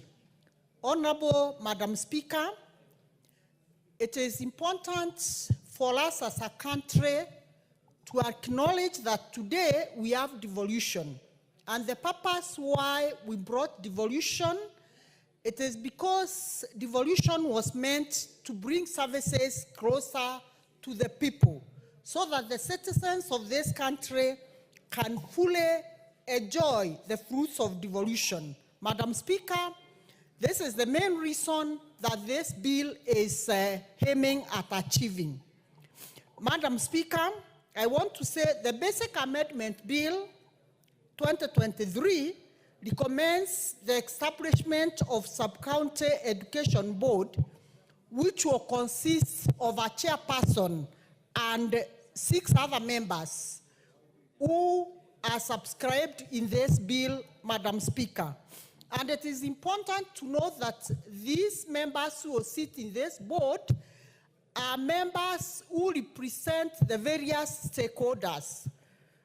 Madam Speaker, the various stakeholders are mentioned in this bill, and it is important that they are all included in this composition for proper running of these sub-counties. And the reason why this sub-county is equally very, very important, it is because the sub-county education board will be a statutory body to ensure the existence and functional services in our education setup. You'll realize, Madam Speaker, that in most cases, when something happens in our school, going to the centralized place where we have the education board established, it takes time because our counties are very vast, Honorable Madam Speaker. Our counties are very vast and we have very many schools in these counties. And if we establish these sub-counties, then and decentralize the services, it will be easier for school management. It will be easier for us to monitor and know what is happening in every corner of our school. We have had issues, Honorable Speaker, where we have had school unarrests. And sometimes we have seen our students traveling just because they want their principal transferred. They travel, walk, wake up in the wee hours of the morning and travel to access a listening ear from the District Education Board, which is thousands and thousands of kilometers away. But if we establish this, the Sub-County Education Board, then they'll be able to hear their grievances at a closer age. Madam Speaker, we have had schools which do not meet the threshold of becoming established schools. But because there is nobody closer to establish how these schools are run, then, Madam Speaker, we end up becoming more proactive, more reactive, instead of becoming proactive. Proactive in that I mean, if we have closer services of these sub-counties, we will be able to monitor and know what is happening at a cross range on a day-to-day basis. Honorable Speaker, I want to say the main reason of this bill, once again, it is because the decentralized units will ensure there is efficiency in running our learning institutions. There will be improved management in the way our institutions are run. There will also be enhanced coordination. I'm saying this, Madam Speaker, because if the people who are in this board come from the locality, it will be easier for them to meet with all the stakeholders from time to time and review what is happening in our education institutions. Madam Speaker, I want to note, like the time when this education model, funding model, the education funding model of our universities came, and then information was not reaching the intended consumers of this model. The parents did not know what the model is all about. The students who are beneficiaries did not know what the model was talking about, because these policies are established from the national office, they are disseminated to the education board, they don't reach anywhere else beyond that, and this education board, if it is active and proactive, the information policies will reach each and every corner of the beneficiaries within the shortest time. Then number 3, we will have an opportunity of where the community will be engaged in their own affairs. Honorable Madam Speaker, it is important to note that education belongs, the consumers are every member of the community. And when we establish these education boards, the smaller unit, then the community will feel involved, because they will be involved on a day-to-day basis on their affairs.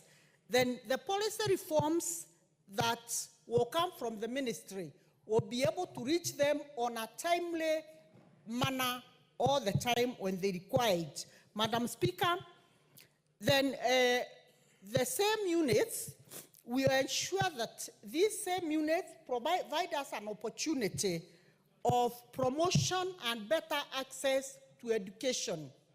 Madam Speaker, Why am I saying this? Because when this board sits, they'll be able to establish where there are gaps. They'll be able to know the schools which don't have enough teachers. They'll be able to establish the schools where they lack facilities like laboratories and other amenities. And when they sit, they'll now be able to establish where they need funding. And this can only happen when this service is devolved and services brought closer to the consumers.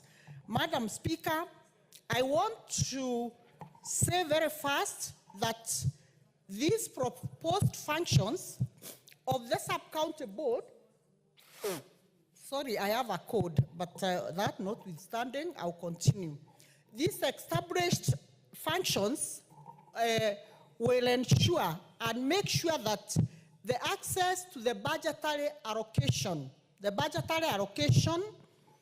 will be able to benefit the intended institutions directly without people going to say it is this institution as opposed to them accessing, doing monitoring and evaluating which institution requires this budget. Then, Madam Speaker, at the same time, it will also be easier for even the area member of parliament who will be an ex-officio in this board. The area member of parliament who will be an ex-officio will be able to consume timely information on how the schools are being run. Madam Speaker, it is important for all of us to acknowledge that sometimes it's difficult even for the member of parliament to know what is happening in every corner of the constituency.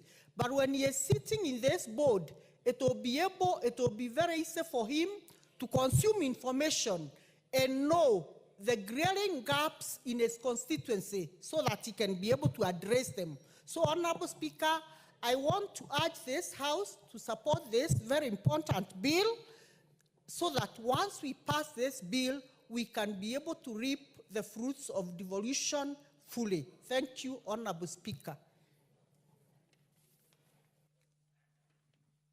Thank you very much, Honorable Dorothy. Honorable members, I now propose the question that the Basic Education Amendment Bill, National Assembly Bill number 59 of 2023, be now read a second time. Honorable members, before we proceed with the debate, we have visitors. Seated in the public gallery this morning, we have Alista Mixed Secondary School from Dagoretti North, Nairobi County, Rockside Academy, Embakasi East Constituency, Nairobi County, and Gadega Gashero Secondary School from Mbere North Constituency, Embu County. You are welcome to the National Assembly to continue observing proceedings of the House. And I would like to give a chance to one of the members, the Honorable Beatrice Elachi. On behalf of the other members, please welcome our students. Thank you, Madam Speaker. Madam Speaker, allow me in a special way first to welcome all the students and especially Alista Secondary Mixed from Dagoretti North. But to just tell them, since you are all schools, and I believe that is why you've come in the morning when we are also just talking about you in the basic education that we want to see how to streamline. And then to say, I've always said education is an equalizer. And it does not matter whether your mother at that time was selling changa or was selling gederi, but she took you to school for you to become who you are. And so they have an opportunity also that when you're in school, you don't think so much about what is happening home, but try and think so much, how can I ensure within my education system where my parents have decided to ensure I go to school so that I can change my life so that it will never be like my parent again. And that is what I want to pray to my daughters and sons, that indeed, even in this parliament, if everyone stands and gives you their story, they have passed through what you're passing. And so it is for you now to learn, read, take that education with it's your desire to see a better life. Make it your morning prayer, that when you wake up knowing, I am praying to my God that I'm going to school to make my parents proud. So the girls who are in the gallery, this is what I'll tell you. Everything has its time. And in your youthful time, you have a time to enjoy, you have a time to do all these things. But one thing you don't have a luxury to imagine, that you can be pregnant in school. That one you should remove from your head. That one is the worst principle you can have, that you want to try, have a boyfriend, do this. I pray to you girls, focus on education. These things are always there. They will be there even when you finish, and you will enjoy it at that time. For now, you have only one thing to do. My dear daughters and sons, read for yourselves. Prepare your destiny, your future, and it all lies in education. Thank you. Madam Speaker, it will be well if I can proceed to just comment a few words on this. Okay, Madam Speaker. I know, Honorable Beatrice Elachi, you have been waiting. But honorable members, we have more students, and I would like also to finalize with them.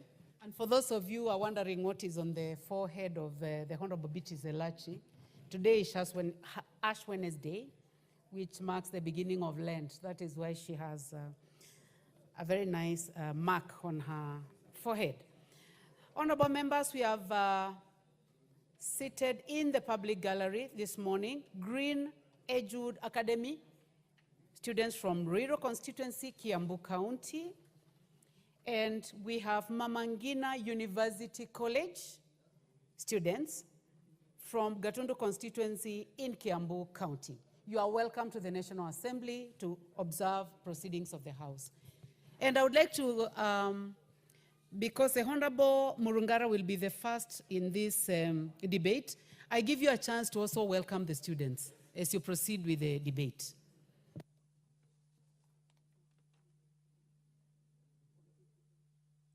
Thank you.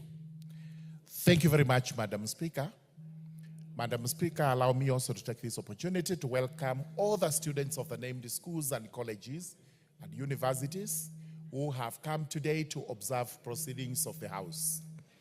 Let them feel welcome, especially by their leaders whom they elected, leaders who spent time here so that they are able to deliberate on issues that touch on them, and especially to ensure that they get the best of education in the country. Mine would be to encourage these young people, both young men and women, to study hard and to emulate their leaders, so that tomorrow when the time comes, the country is not short of dignified leaders who will be elected, selected, and come to this parliament to represent the people of Kenya. Feel most welcome. Do well in your studies, including one school that has just been named from Beere North, Kavigagasheru Secondary School. Beere North borders Tharaka constituency.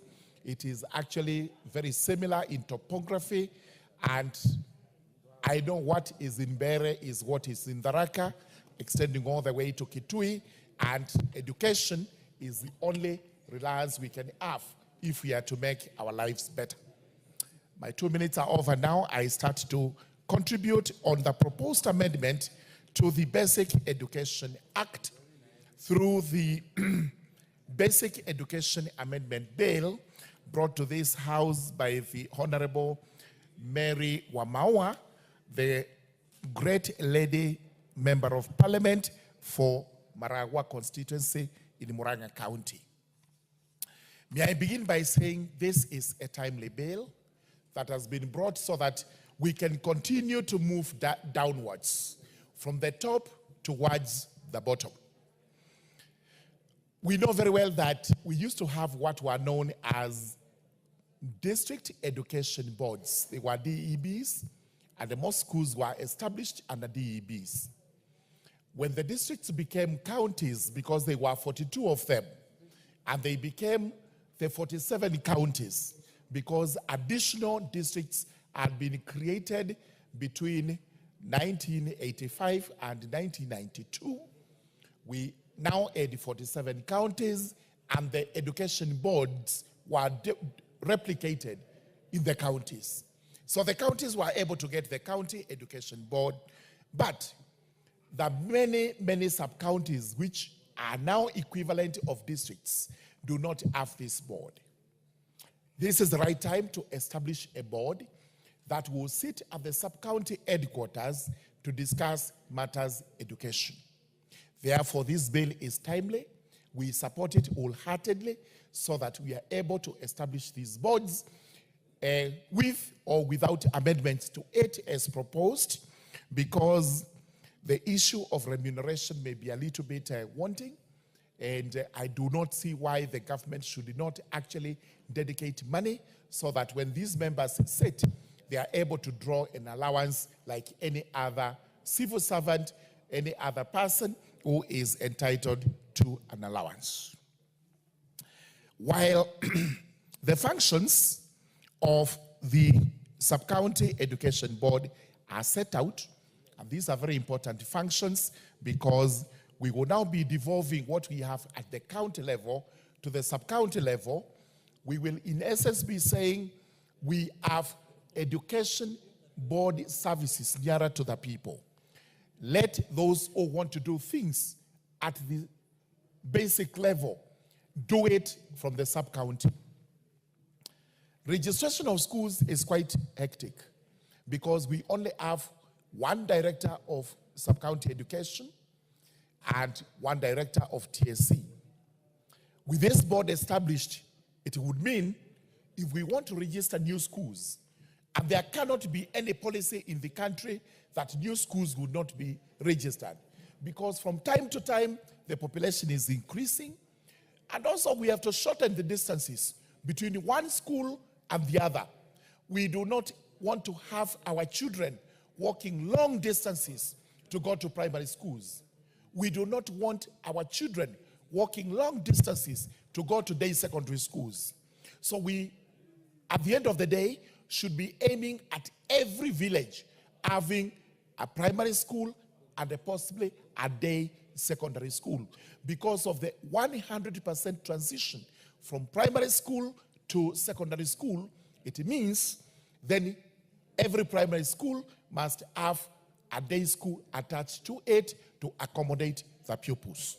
Therefore, these boards which we are about to establish will be very important in doing this and also ensuring that matters education are dealt with at that basic level.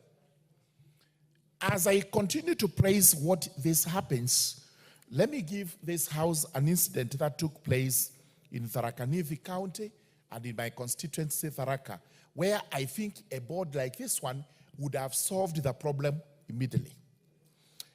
The teacher replacement recruitment exercise was being done at sub-county levels. And I do have 3 fully fledged sub-counties in the Tharaka constituency. These are Tharaka North, Tharaka South, and Chakariga. When the allocation of slots was done, Chakariga sub-county got a 0 allocation. And Honorable Haro, someone is making you laugh very loudly. Normally, you are a very soft guy. So please, laugh in lower tones.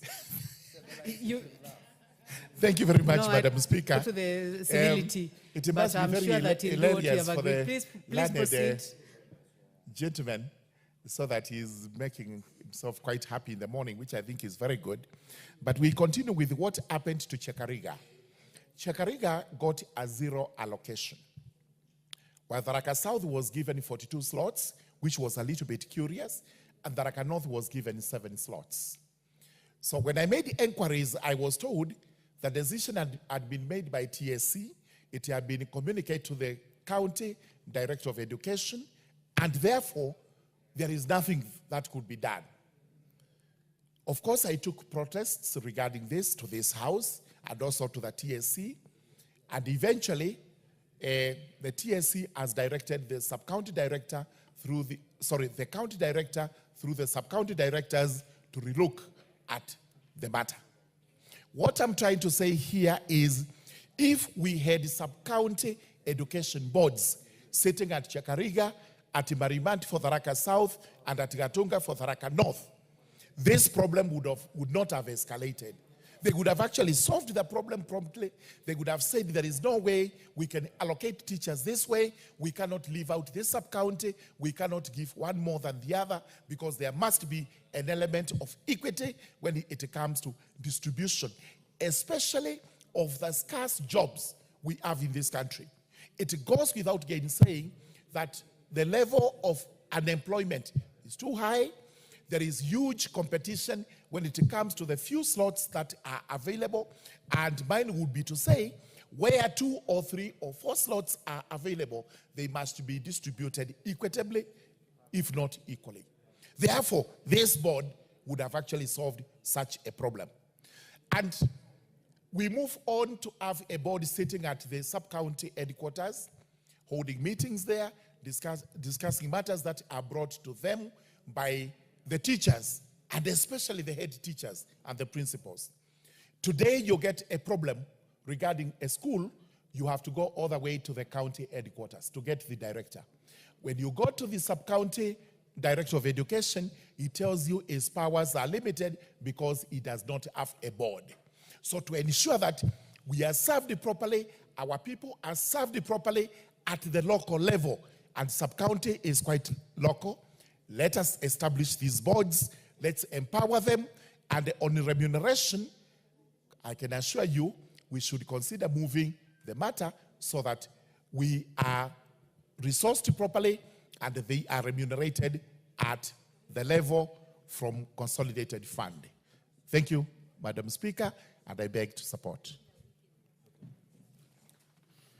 Thank you very much, Honorable Murungara, very well spoken. The Honorable Beatrice Elachi, you had wanted to contribute on this matter. Thank you, Madam Speaker. Madam Speaker, I rise to support and to thank the Honorable Wamaua for looking at this, and at this critical time when we are entering into the new system of CBC, where we really need to streamline so many things, Madam Speaker, that have just been so bad in the Ministry of Education. And I'm hoping in the Ministry of Education we shall also see change. Because you can't tell me you can be an expert for 30, 40 years. You can leave space and bring in new breath. That's what we want to see in the Ministry of Education. Having said that, Madam Speaker, I know there's something they call, the ministry normally calls sub-county, but you find they have no powers, they have nothing. That person is just there, wondering what to do. But it is time we really completely change the way Wamahua is saying and leave this thing, and we need to now streamline the roles so that the sub-county has more powers, because it is the one that is at the base of where all the schools are. And so you find yourselves running all over. You are today in a sub-county, especially the way right now, each constituency, nearly all now is a sub-county. So we need the board, because if there's anything that is now taking us into a roller coaster that we can't understand, is the education sector, where every time you need to really consult because of CBC. And so, as we look at this, when I look at how the whole structure was put in, so the board was supposed to advise the CS.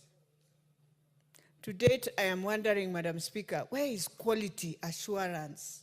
What happened? Where is this team? We need it for CBC. But the Ministry of Education at Jogo has decided to completely muzzle this. And so we don't have anyone. Even now when we are crying, oh, School A has all the private schools have finished. They have built all their classrooms. They have done I don't know what. Then we want to go to the same problem we've had with 844, where then public schools just become public schools. And when results are coming, we are about to say again, now the private schools are the ones taking over. The public schools are not doing well. Why? Because we have handed over the mistake we did in education 30 years ago, health 30 years ago. Those are the consequences we are finding ourselves in, Madam Speaker. So for me, indeed, if you want to promote the standards in basic education, you need the sub-county. Because every day they can walk in any school, closer. They will tell you here things are not working. Mwalimu can rush and ask how she can be supported. Sometimes you have boards that are very interesting also. And the other day I was looking at the terms of the board, Madam Speaker, and I'm saying we need new teams to come in these schools, people who can embrace the school, people who can just find the school moving properly, a clean school. You know, there are some basic things you walk in a school and you're wondering, honestly, and you're sitting with the board and you're wondering, surely, does the school need to have this? You are the board. You're the team that needs to bring in better ideas, values for the school. Then you move it. Then the management takes it over. Then the teachers now take it over. So you find a school, I won't say the name, Madam Speaker. The other day I went into a school somewhere and I was so angry. First of all, it's not just the board. So you receive a new teacher. 1 year down the line, the school has just deteriorated. The school money has just gotten lost. When you look at the history of the teacher is just being taken care of by TSC. And in every school they have passed, there is a mess in that school. And I asked, no, it cannot be this way. And the board, instead of bringing a solution, the next day, they go and do mandamano in the school. The board, I asked myself, how would you were supposed to give us a solution, then you bring us mandamano. I told the sub-county, I want now very serious. Because for me, education, they know in Dagoretti North, I don't joke with education. This is why I'm here. So when you bring jokes in a school, you find another school, I won't say the name, you're about to support them, you are giving them CDF 30 million to build a hall. The board decides and tells you, Madam Speaker, the parents will bring in 34 million. I asked them, you have pending bills in your school. We are about to do this. You want to spend 64 million to build a hall. Where does that work? And why do you have pending bills? Why can't you pay pending bills? So there are many things that we need this sub-county to come in, and this sub-county committee where you are an ex-official to start streamlining things in schools. Because some of the things we are doing, even for our parents, it's not making sense. I asked another day, and I asked Jogo, if parents are able to pay, when you look at the way parents are paying school fees, so most of them are on the line of 15,000. So you have a huge debt, but parents are able to pay 15,000. Why can't you have a resolution and just say, let parents pay 15, because that is what they are able to pay? Then you keep on. Then when the child is in Form 4, is when you want to know how to remain with the result slip, I don't know with what. Those are the things we need this board. So that we come up also with the resolutions and we send those resolutions to the county, and the county now advises the CS that when you look at 80% in schools, extra schools, county schools, parents are able to pay a school fee 16,000, 17,000 coming down. And it is a level, it's a curve that you can see they are able. So we need to think that making 23, then the school finds itself in debt, the money will never be paid, and then we are here, we fight, we have nowhere to sit, agree. So, Madam Speaker, the other thing when you look at what the Act of Education wanted us to do, and must be done now properly, just the way Honorable Murangaru has said, equity distribution of teachers. Honestly, it is time even in this house we agree on that. I'm not saying you can't do affirmative action in other schools, but can we start at a level of equity? That we have 290 constituencies. Yes, we have others who have 1,000 schools. We have, those are now where you look at that affirmative. But at a curve that is equal, first you put equity in the schools, then now you start affirmative action. Where you have huge areas where we have many schools, now you add as an affirmative action to those schools. But at one point, you have first equity. Because that is another thing that is really, really, you find a school with 38 teachers of BOM, honestly. It means that school is run by BOM. And there are many, Madam Speaker, when you go especially to county schools, many schools, parents are the ones who are taking care of the teachers. So you have 6, 5, the rest BOM. And the most interesting thing is that TSC has never come up with a new system of saying, you have a BOM teacher in a school somewhere, teaching biology and chemistry.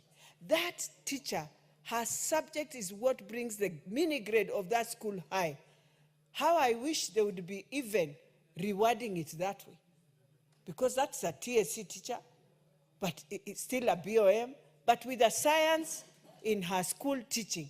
So, Madam Speaker, as I support Wamaua, I just want to say, this education sector, if we want to see serious CBC things, then we must be serious with the education sector. Thank you, Madam Speaker. Thank you. Thank you. The Honorable Samuel Atandi, member for Alego Usonga. Thank you, Madam Speaker, for giving me the opportunity to contribute on this bill. And from the outset, let me say that I support the bill, the amendment on the Basic Education Act to create sub-county education boards. Madam Speaker, this is a very progressive bill that I want to congratulate the Honorable Wamaua for coming up with it. Honorable Speaker, there are many functions of the currently County Education Board that these functions are very, very important for the management of education in the country. Madam Speaker, one of the functions of the county education boards is to help in the management of schools and also to influence the quality of education in our counties. Madam Speaker, this role alone has not been effective as the county education boards as constituted they have not been able to do this role effectively because their mandate includes working across the county. Some of those counties are so big and wide with many schools, and therefore the creation of sub-county education board is going to help have a small team that is only focusing on the sub-counties to ensure that the standards of education and quality of education is up. You find, Madam Speaker, that if you visit a county with, let's say, 5 sub-counties, then when the results of the results are released, KCC results or KCP results, you find that one sub-county has done very well, and the other sub-counties have done so poorly. So it means that this particular board is not effective in handling this particular function across all the sub-counties. So therefore, having a sub-county education board that is purely focusing on one sub-county is going to ensure that we are having quality performance of our schools. The other role, Madam Speaker, that the education board does is to approve creation of new schools. Madam Speaker, I have had difficulty starting new schools because of the ineffectiveness of the county education boards. The number of times they sit, the availability of membership when they call meetings, to an extent that it would take even a year to start a new school. And sometimes some of these new schools, they are as a result of public participation. The community are asking for the schools, but the approvals are taking years to do it. So, Madam Speaker, when we have the sub-county education board, I'm sure that they will be quicker even in addressing some of the requests that come out of public participation from the community. The other function that I believe the creation of sub-county education boards is going to do is a problem I have, Madam Speaker. We have this program called free day secondary school system. Education, day secondary school is free. But, Madam Speaker, you find that parents are asked to pay for school feeding program. The amount of fee that is paid by secondary day scholars is for payment of school feeding program. So you find that, Madam Speaker, it is the county education board that determines how much money parents should pay for school feeding. And sometimes, Madam Speaker, you find that in your own constituency, you have made arrangements to the effect that you want your parents to pay less. But then you are told that the county education board already determined and said this is the amount of money that should be paid. So, Madam Speaker, this is really sometimes unfair. So if we have a sub-county education board that is purely within your constituency, then this is something that you can easily agree and say, for instance, that in my schools, the school feeding fee per year is, let's say, 5K, and that is the amount of money that your parents are going to pay. But when we have this as currently constituted, where we have the county education board that is supposed to look at this and make decisions, it becomes very cumbersome for our colleagues to be able to determine something like this. So, Madam Speaker, I want to submit that this is a very progressive piece of law that I want to urge members to look at it and approve, so that this is going to help us, first of all, to ensure that we improve standards of education within our sub-counties, and also to ensure that there's efficiency on matters that touch on the approval of schools, approval of new schools, and any other matter that is consistent with the Education Act. Madam Speaker, there's something that I also wanted to propose that we can also consider as an amendment. I personally, Madam Speaker, do not believe that the churches have a role to play in our schools. When you go to schools, you find that a particular church is the sponsor of this school, and that they have representations in the schools. I personally do not think that they have a role to do in this arrangement. And therefore, I will also be introducing a bill to amend the Basic Education Act to delete the role of the church or religion in the affairs of the schools. The role of religion, like in my case, churches, has worked towards, creating, weak management of schools. Because you find that this school is sponsored by the Catholic, or this school is sponsored by the Anglican Church. Even when a principal or a headmaster is not performing, and that the church must have a say in whether this principal should sit here or not. I have had a case, Madam Speaker, where the community wants this particular principal to leave, but the church is saying no. The church does not look at performance. The church is looking at prayers and things like that. They don't even know how the school is doing. When they come to school, they don't even ask how is this school, the results of this school, how did they perform? How is this principal? Are there positive results? They are not interested in that. The church are only interested in prayers. So, Madam Speaker, this House needs to consider deleting the responsibility of churches in the affairs of our schools. Madam Speaker, I submit. Thank you.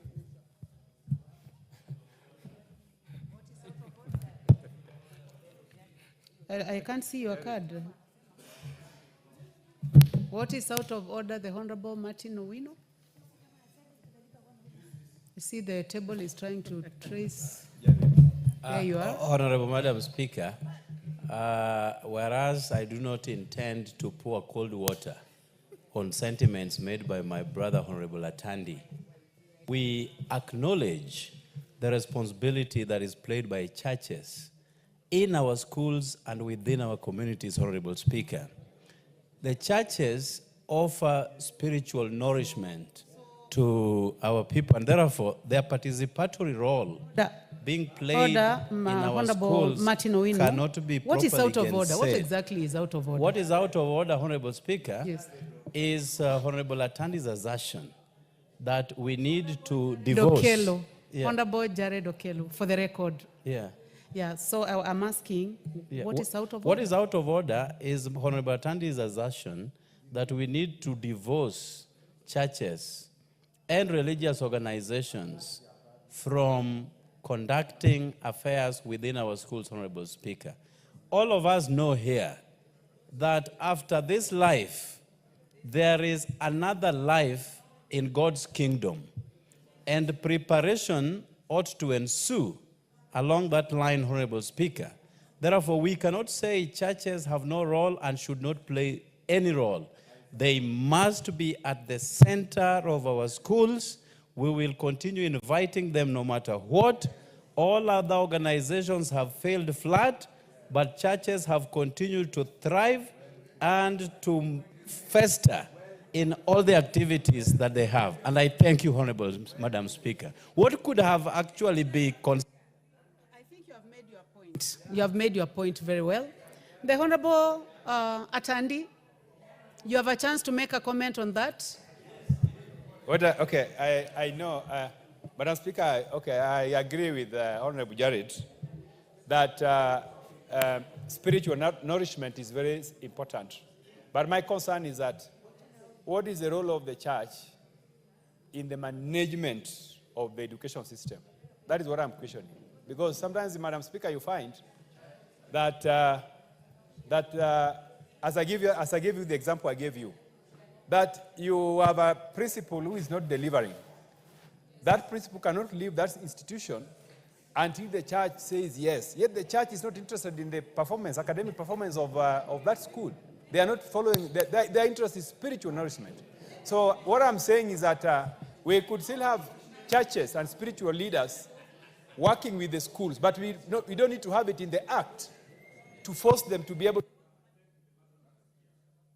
Well, honorable members, clearly I can see so many people want to comment on this, but you know, this is a house of debate. I know each one of us have our own positions on this subject matter, so there is nothing out of order.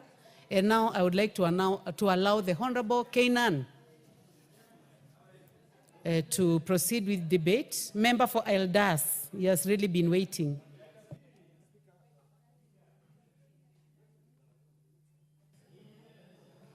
These things are not working. Madam Speaker, that debate right now reminds me of the 3 C's: Christianity, commerce, and civilization, which was part of the legacy of our colonial history. But that will be the debate for another day, because I'm sure the Honorable Okello and Honorable Atandi might be products from 2 different philosophies. Madam Speaker, this bill by the Honorable Mary Wamaua is a timely bill, is a good bill.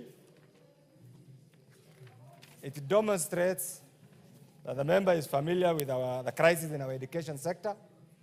And therefore, the main object, Madam Speaker, of the bill is to amend the Basic Act, the Basic Education Act, number 14 of 2013, to provide for the establishment of the sub-county education boards in every sub-county. Madam Speaker, the function of the education sub-county is also clearly spelled out.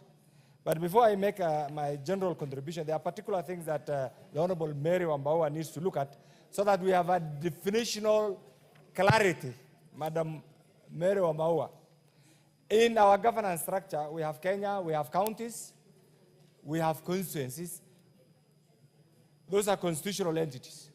We also have, under the National Government Administration Act, sub-counties, administrative sub-counties. So for clarity, what do you have in mind? Do you have constituency education board or the administrative sub-county education board, so that there's clarity in the law? There's clarity in the law.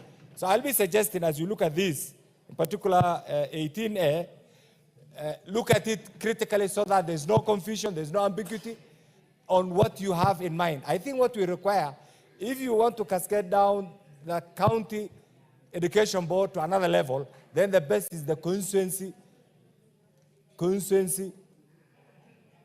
sub-county education board. If you leave it to the sub-county, I think it will be subjected to many definitional problems. So look at it in the next stage so that you are clear on what you want, because the administrative sub-counties mutate every month, every year. The numbers can be decided administratively, but the constituency issues are decided every year, every 10 years. So between 10 to 12 years. So I think that clarity must also come out. The other bit is the educational qualification of the chair. It's very important that we clearly spell out, just in addition to saying a degree in what? a degree in education, a degree. I think we need also to have that clarity. Madam Speaker, in our country, once upon a time, Kenya was voted as the best in human resource capital because of being placed with the best education system that we inherited from the British. Madam Speaker, over the years, we have turned our education system into a system that changes every day, every term, at the whims of whoever is the CS at the Ministry of Education. That is why whoever becomes the CS Minister of Education, the first thing that they do is to say they are engaging in reforms. These reforms have convoluted our education system. These reforms have caused uncertainty. These reforms have made our education system dysfunctional and unpredictable. It is the high time that we have certainty. Certainty, predictability is a key component in education. Madam Speaker, in the past, we all emphasized on the pecuniary gains of education. We went to school in order to receive part of the banking concept. You go to school, the payback was you are employed, you get a job, and you start being a productive member of the society. But times have changed. Education now is a right. It's a basic right. It's an equalizer. A basic right under our Constitution. A basic right under UNESCO. A basic right under the UN system.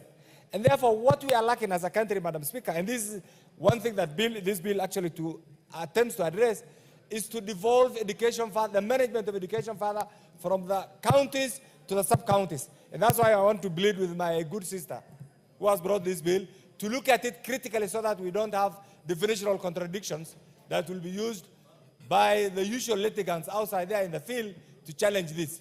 So look at which one is the most appropriate term, constituency or sub-county. I will propose constituency from the county, constituency, education board. And I think that, because that is definite.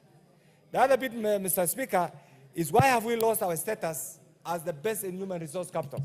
Mr. Speaker, over the last few years, there has been an attempt to glorify university education at the expense of tertiary institutions, Mr. Speaker. Today, the whole world, there are so many job opportunities for our tertiary institution graduates, Mr. Speaker. Mr. Speaker, literally the tertiary institutions that we have had, the technical institutions have been turned into university colleges. University college, Mr. Speaker, today if you go to London, every year they have an annual conference on education to look at the curriculum, to look at the job markets.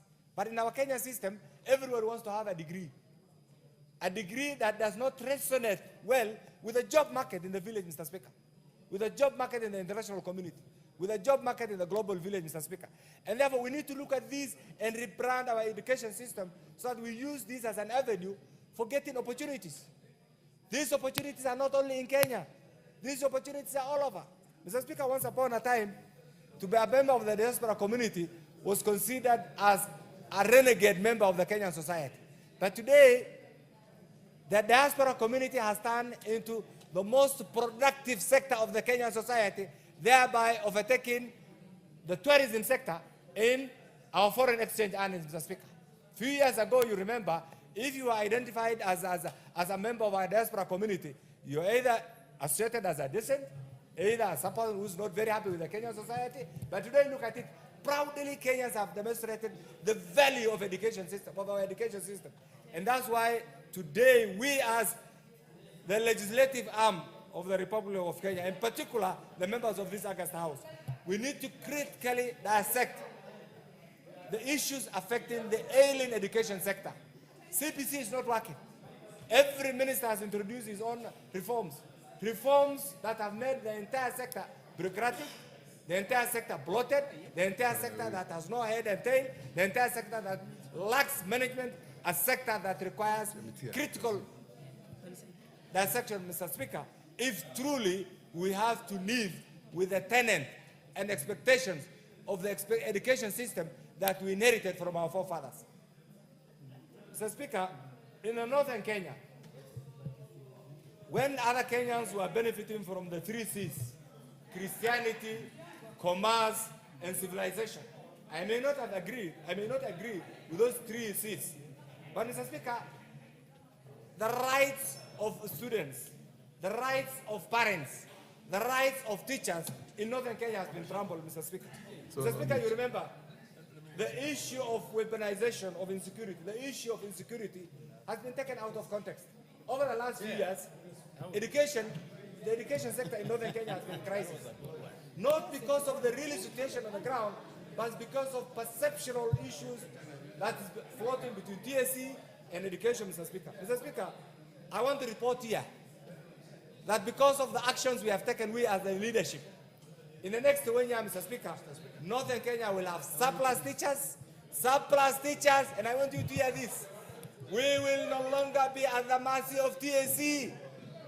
We will no longer be at the mercy of the Ministry of Education mandarins. We have put measures in place, and I want to thank the President, His Excellency President William Ruto, for going out of his way and ensuring that the children of northern Kenya and the pastoral communities get their rights through teacher recruitment, through other affirmative action, and proudly, Mr. Speaker, you know what we have done. Today, in my constituency alone, I have over 800 teachers who are being trained.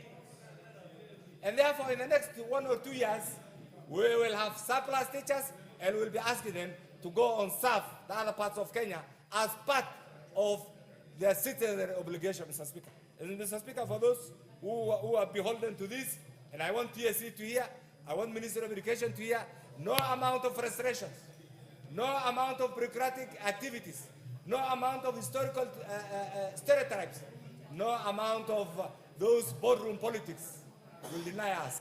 We have reached where we wanted to reach. We have the health sector, we have equalized. The education sector, you know we're almost there. And therefore, I want to commend the leadership of Northern Kenya. I want to commend one more minute, Mr. Speaker, if you will. Half a minute, 1 minute maybe. Just 1 minute, proceed. So, Mr. Speaker, I want to thank my good sister here, a very progressive constituency leader, very progressive, for thinking out of the box and bringing this bill.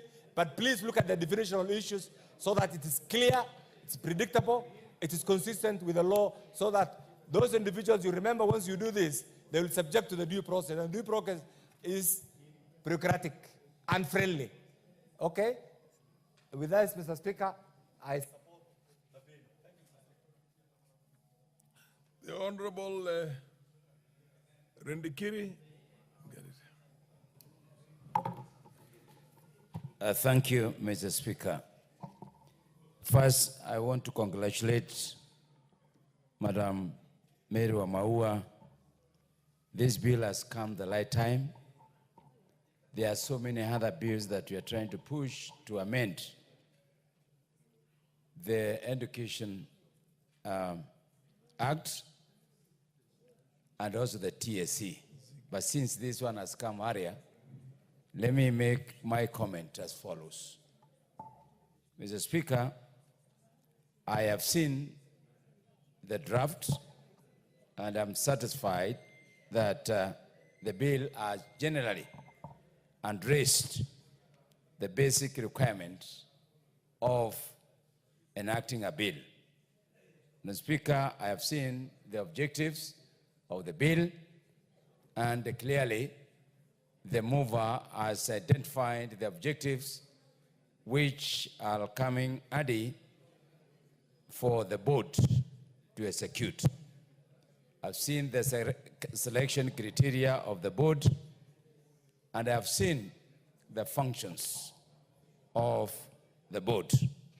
I've equally seen the financial implications, because the board will have sittings and they will require the sitting allowances. Mr. Speaker, I've also seen that the bill has clearly stipulated the roles and responsibilities of the Cabinet Secretary in charge of education. Mr. Speaker, for us, the most important thing now is, does this make sense to the objectives. Mr. Speaker, I'm saying that this bill is going to improve the education management. Mr. Speaker, there is a lot of uncoordinated activities between the TSC, the ministry, and generally the stakeholders. This board, to me, will ensure there is adequate coordination between the schools, the teachers, the education stakeholders generally. Mr. Speaker, we have been looking for an organization or even an entity that will fast track and facilitate the better implementation of government policies at the grassroots level. Okay. Mr. Speaker, you find there is a gap between the government and the recipient, and that's the Kenyan citizens. We need such a board because it will be directly addressing the issues that the stakeholders have identified at the grassroots level. Mr. Speaker, this board is coming in the right time, particularly when we are all saying we need better allocation of resources. Mr. Speaker, we are getting a lot of resources from the government, from the donors, from people of goodwill. But the way this money is being utilized at the local level to enhance the education for our children, it is not coordinated at all. So this board will come handy to ensure that their distribution, the little money that has come from the donors, the little money that has come from the government is well utilized for the benefit of our children. Mr. Speaker, this bill is very, very, very important in the sense that there are some areas in this country that have been neglected for a long time. Mr. Speaker, there are some areas that have been identified as hardship areas and left other areas not being defined as hardship areas. Mr. Speaker, I'll give an example of my constituency, Bori constituency that borders Isiolo and it borders Laikipia. We share the same geographical and climatic conditions. Mr. Speaker, I am losing so many teachers to these counties. I'm losing very valuable teachers. I'm even losing resources to these counties. Mr. Speaker, this board, from the objective that is being set, will address those disparities, will address those areas that are disadvantaged. Mr. Speaker, there is very little focus on which needs the schools requires, particularly on the staffing of teachers.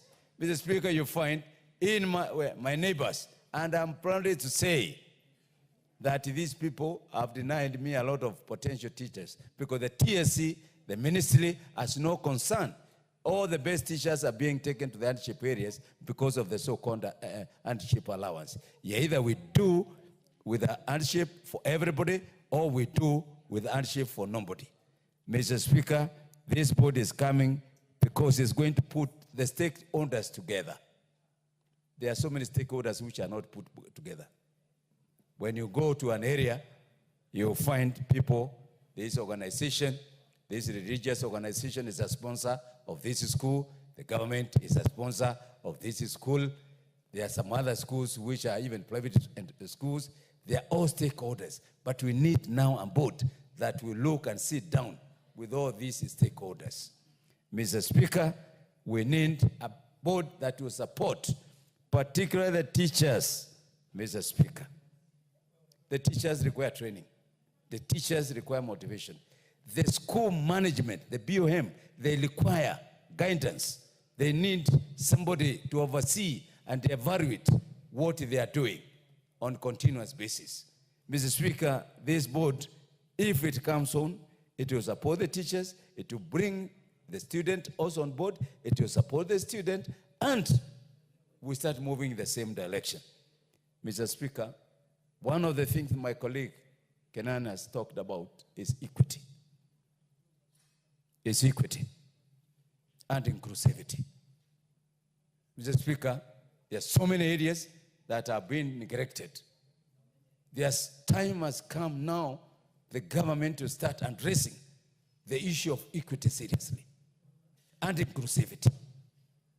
I have just come from the appointment of BOMs. And my mind is very clear if they are Muslims or not.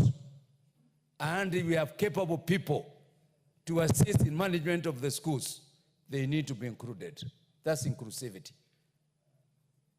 I have a record of saying that if we have a disabled person and he or she cannot see but can speak and do something for the school, they need to be included.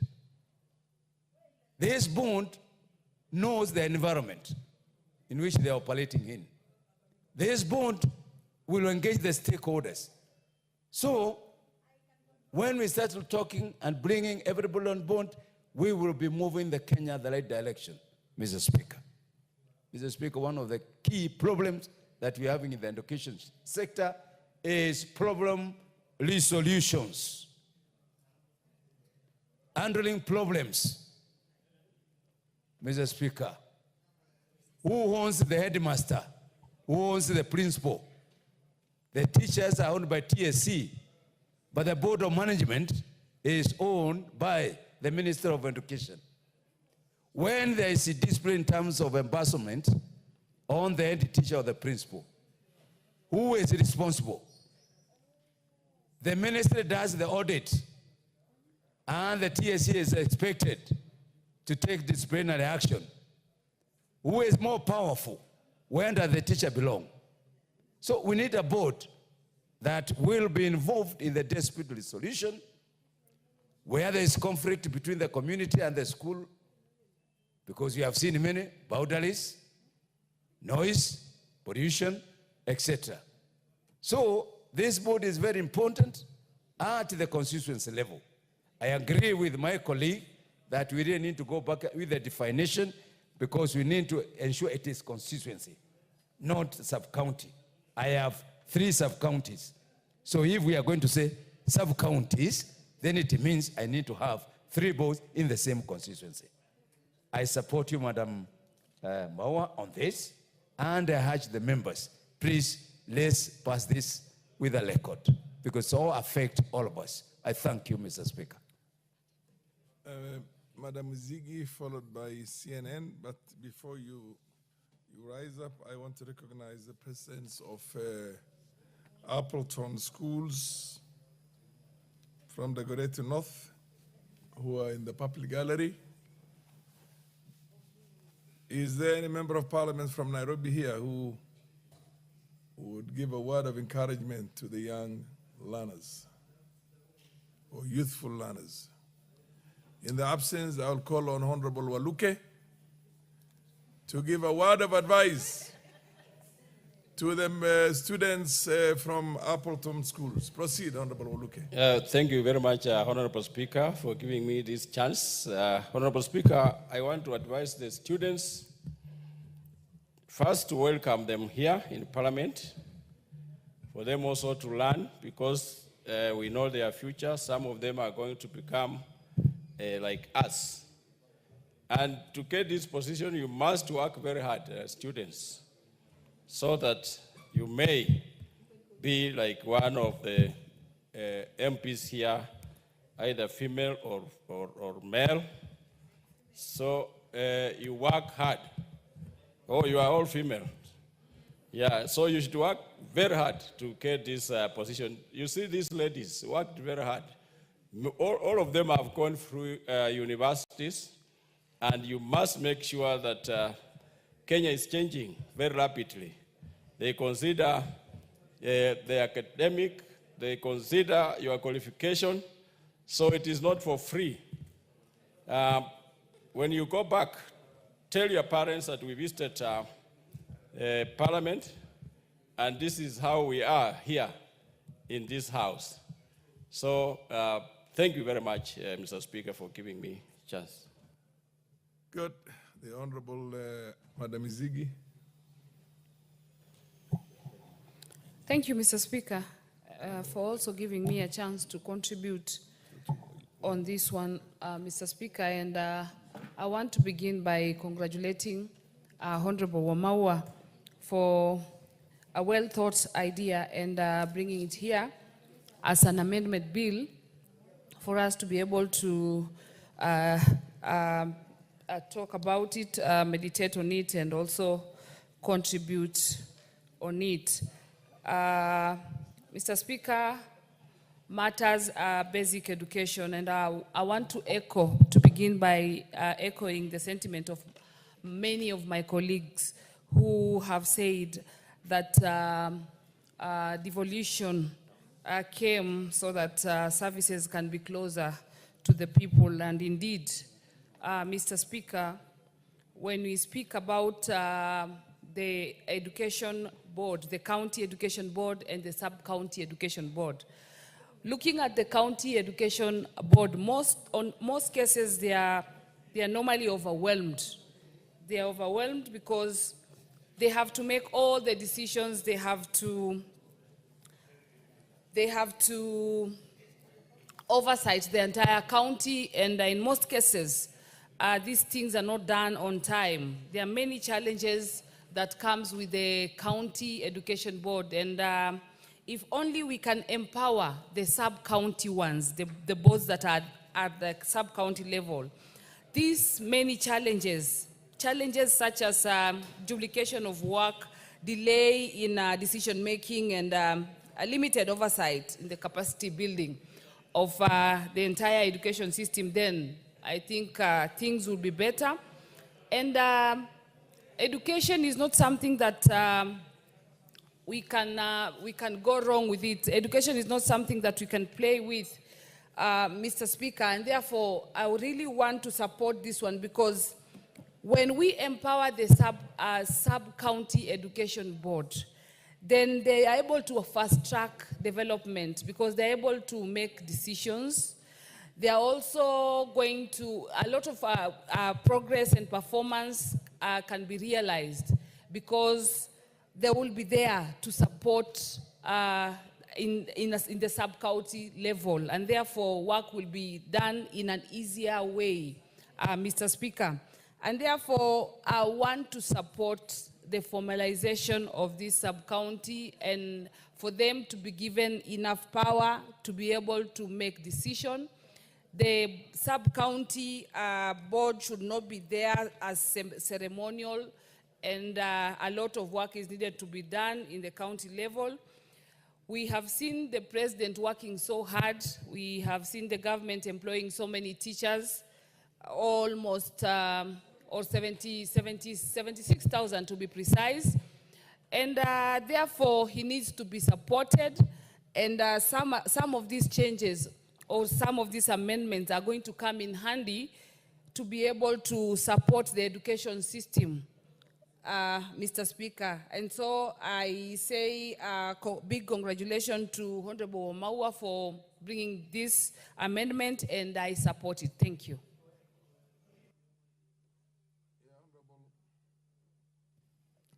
Honorable Ngusia, then followed by Abdul Haro and Tindi Mwale. Yeah.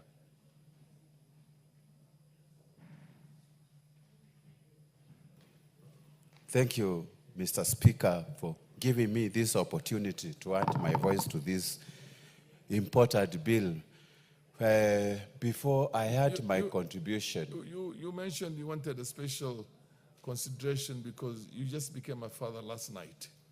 Yes, I got a baby girl. You get a baby girl, and yes, as part of the yes, thank you. Appreciation and thank you. Yes, Mr. Speaker, thank you so much for this recognition. We don't have paternity leave here, so but you can have your paternity leave. Thank you. The baby girl will grow to become one of the most important persons in this world and nation. And we love women. Mr. Speaker, before I had my contribution, I just want to draw to this house, we need to respect our women. I was in the labor ward for 4 good hours with my wife, and whatever women go through must be respected by the society. Mr. Speaker, There is no single man who is supposed, in any way, supposed to bully a woman. And I recognize and respect women all over the world. I salute you. Mr. Speaker, let me take this opportunity also to wish all the Catholics worldwide a good Ash Wednesday, a day of repentance, a day of prayers, and a day Christians reflect on mortality and also seek forgiveness, Mr. Speaker. On the bill, I would like to start by thanking Mary Mainki for coming up with such an important Mary Wamaua. And Mary Wamaua is my good friend and a colleague. And let me salute the Honorable Lady for wonderful legislative proposal she has brought to this floor. Mr. Speaker, the bill is very progressive and timely, coming at a time when we are all adopting a new education policy and also the system, Mr. Speaker. I want to support it because by establishing this sub-county education board, we are going to establish a clear data bank of all the institutions we will be having in our respective constituencies or sub-counties, Mr. Speaker. Mr. Speaker, this bill is also going to ensure that the board recommends institutions that may need funding and proper and adequate resource allocation, Mr. Speaker. Touching on the issues, I would like to recommend to the motion mover if we can also add the director of Teachers Service Commission on this matter, because some of these schools, TSC has not allocated enough resources to the schools. So we can have director of education from the ministry and also director of Teachers Service Commission. It will make sense in allocating or rather staffing these schools and institutions, Mr. Speaker. On the issue of composition, let me laud the inclusion of member of parliament because he's the representative of the public, and I think the board will do a lot of issues, a lot of good things to establish this institution. Mr. Speaker, the school, if this board, if it's going to be established, will assist the Ministry of Education in allocating resources that are adequately needed. And it will also enable the schools, the board of management, to come up with competent and proper quality of the board members. Because most of the schools are facing the challenges of BOM. They end up electing somebody, or rather appointing somebody who has just cleared Form 4. We need to bring this sanity to ensure that even the people who are doing these stakeholders meetings, they have a relevant qualification to manage this institution. Mr. Speaker, there is so much to talk about it. Let me support it and appreciate that this honorable lady has done a good job, and we need to support it. And in case of any amendments, I'll be bringing this amendment to include the Teachers Service Commission in this board. With those few remarks, I support fully. Thank you. MP for Mandela South. What's your point of order? What's out of order?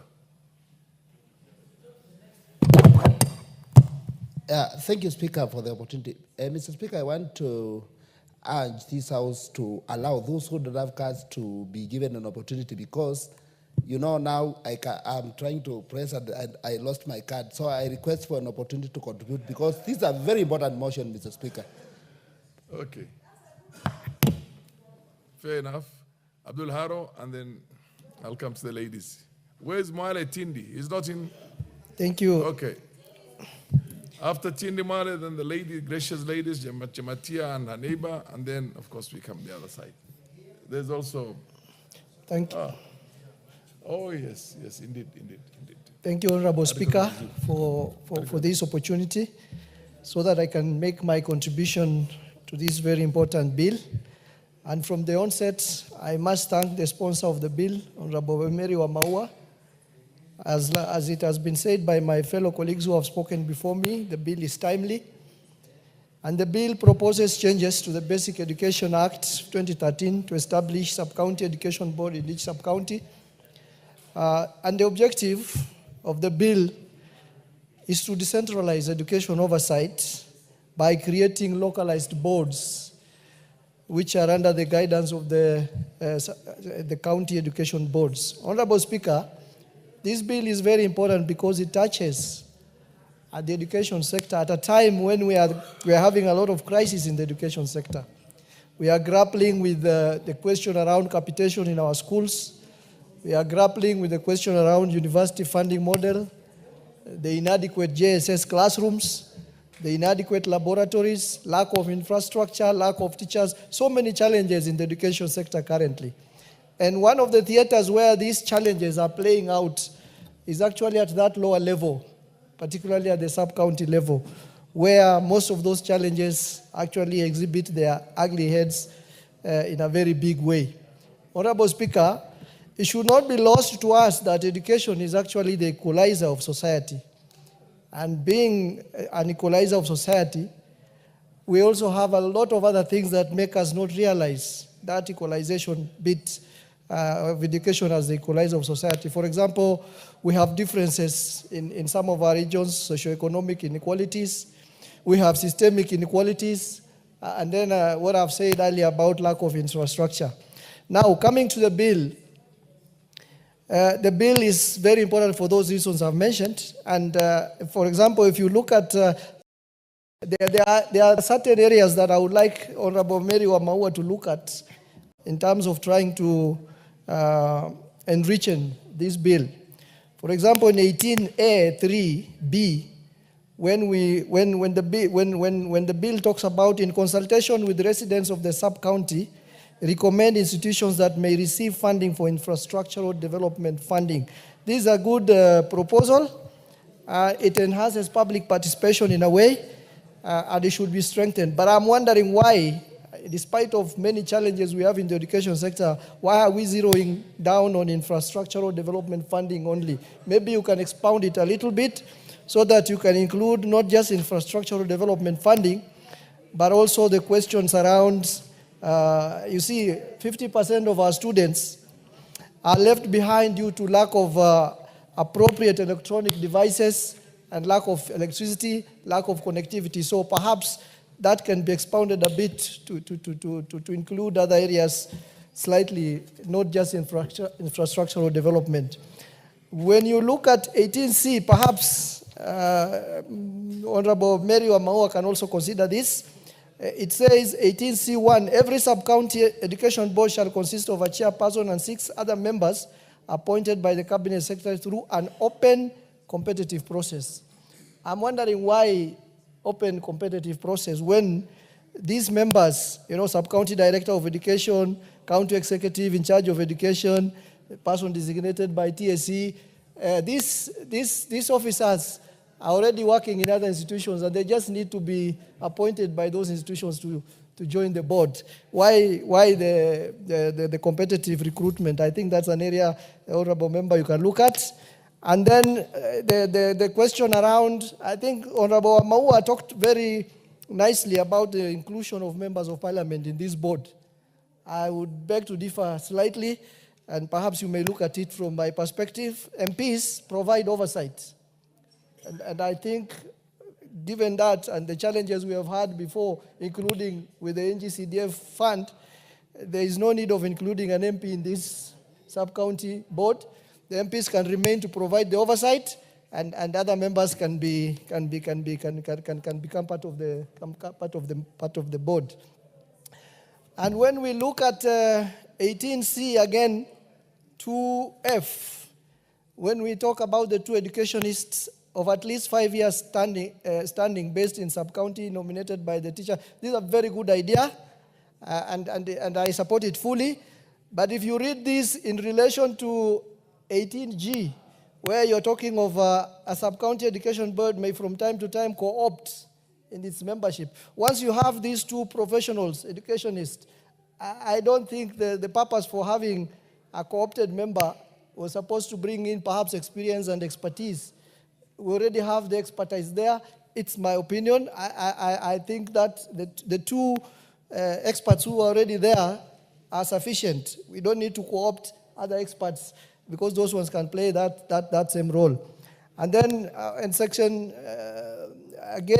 section, that was section 8. Sorry.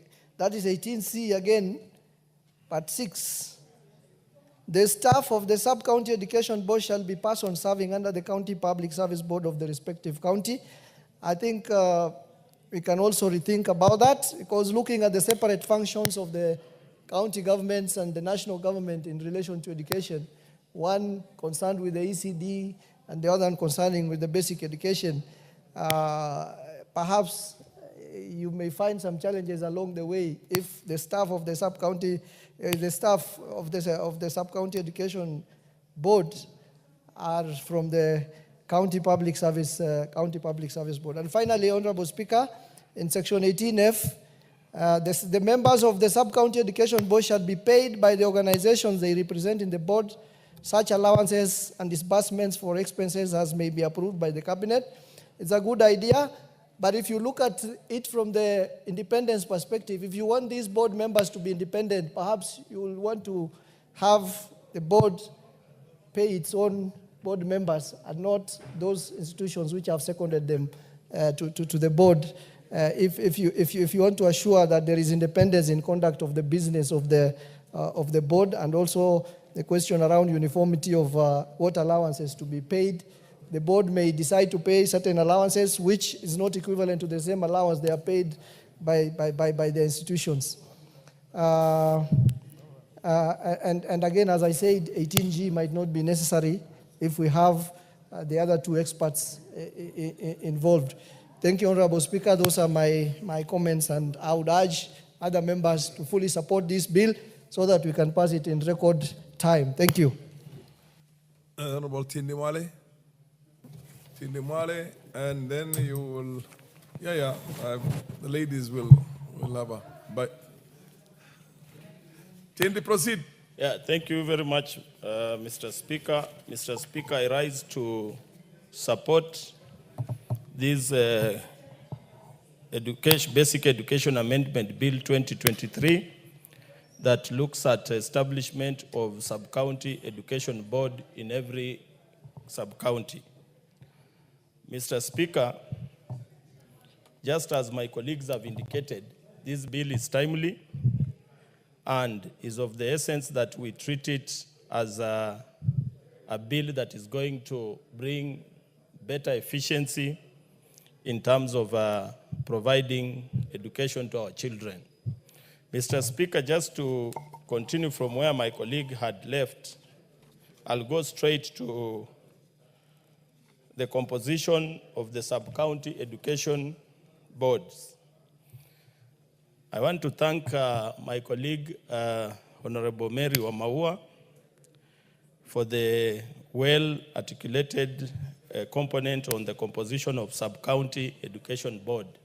But what I would like to bring to her attention is the fact that when you are coming up with the persons to be in this board, try and consider gender balance, also consider youth and people living with disabilities, because it's not clear how we will make sure that we have people living with disabilities being represented.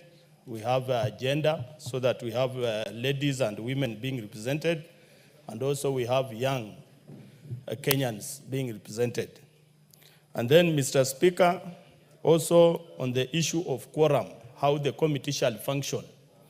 As you know, 85% of parliamentary work is done in committees, and we have a way in which committees are run. This board, Mr. Speaker, just looking at the way it is composed, it is a committee, and therefore the honorable member needs to outline how many members form a quorum. And the moment you come to how many members form a quorum, Honorable Meru Maua, you'll have to look at the qualification of the chair. Because if the chairman is supposed to have a degree and other members not to possess a degree, what happens when the quorum is there and the chairman is absent? The members who are present will have to choose a chair, and that chair will perform functions of that board. And therefore, the qualification of those members need to be tandem with those of the chair. And then the other issue, Mr. Speaker, is on the efficiency, is on the functions of the board. I don't wish to repeat every function because my colleagues have already elaborated, but we have had a challenge with the curriculum implementation in basic education. And that's where you find even the CBC education system has become a thorn in the flesh for many of the parents and the stakeholders in education sector. This board, Mr. Speaker, is going to look at the implementation of the curriculum. And this one will bring better efficiency in terms of education being given to our children. Mr. Speaker, also the issue of national policy in education being interpreted to the downward scale. We have had an issue where policies are generated in Nairobi, and how to bring them down to the common staff within the education sector becomes a thorn in the flesh. This board is going to help in the interpretation of national policy and also come up with the policy reforms. Mr. Speaker, what my colleagues have not highlighted and which I wish to bring to your attention is what the bill has delegated. The bill has delegated powers to the Cabinet Secretary to come up with the regulations. And these regulations are going to aid in the coordination of this board with other boards, because we have the County Education Board and also we have the National Education Board. So these regulations which will be brought by the Cabinet Secretary are going to outline the coordination between the county, the sub-county, and the National Education Board. Mr. Speaker, with those few remarks, I want to thank my colleague for the noble idea and support that this bill be passed with amendments. Thank you very much. Before I call on the ladies, I would want to get Honorable Russell to be very brief. Honorable Russell, please, because you have to go for a serious security Thank you meeting. very much, Honorable Speaker. Honorable Speaker, I rise to support this, what I call a very progressive bill. Honorable Maua, initially as I looked at your bill, I asked myself, why didn't this come as an omnibus? But with hindsight, I saw that this particular instrument that is being proposed has a far-reaching effect, more than just a line on an omnibus. So for that reason, as this becomes a standalone bill, I support it, and I support it largely on three areas. Firstly, our Constitution today talks about devolution and decentralization. When we say County Education Board as the epicenter of coordinating education in the county, looking at the rise in population, the configuration of what you call sub-counties today, there are constituencies that have 3 or 4 sub-counties because of vastness that the population live from each other. And on the onset, I want to countenance what Honorable Kenan there said, that let us look at the counties as the epicenter of this devolution. And I tend to disagree with them because we are basically decentralizing only to centralize again at the constituency. So for that reason, the elephant in the room for Honorable Maua to convince the Committee of Budget is that this will require quite a bit of money to be put into the education sector. Beyond that, I think all other factors remaining constant, this is a very important bill that we in this House must support.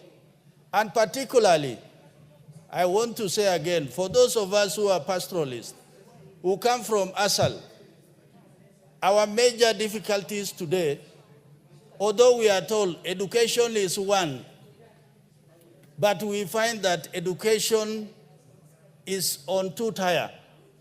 The education of the first counties in this country and the education of those who are far-flung away from the center. So there are two types of education. And so for that reason, when we begin to decentralize education at the grassroots, then they are going to reach every corner of this country. Honorable Speaker, with CBC, this is the way to go. Today, in the constituency of Saku, there are schools that when it rains, actually the education team cannot reach that place. You leave only the teachers, the parents, and the students to be in that school. If it rains for the next 3 months, then those schools are cut off.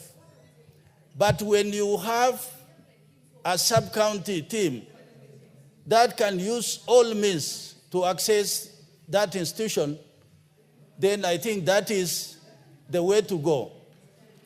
In terms of supervision, Honorable Speaker, me and you, we know that one of the difficulties of having low turnout, low performance, low everything in education in our region, in this country, is because of supervision. That the county education board is 300-400 kilometers from some of our constituencies.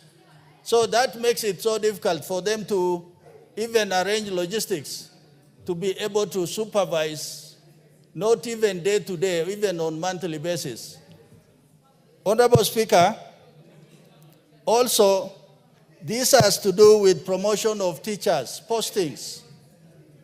When somebody has a first-hand information on what really goes on.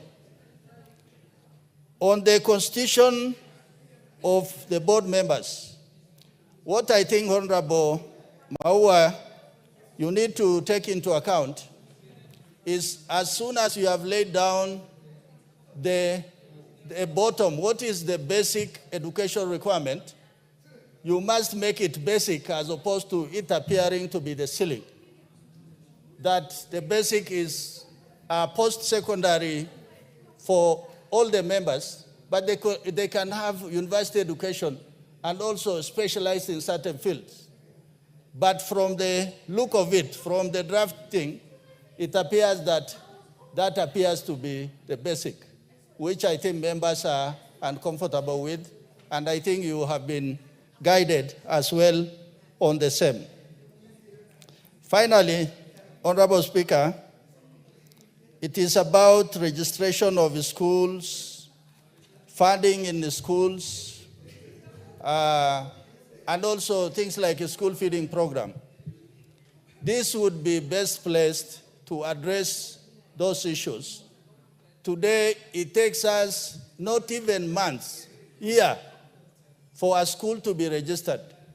Basically because that board, I think, meets 2 times or 3 times a year.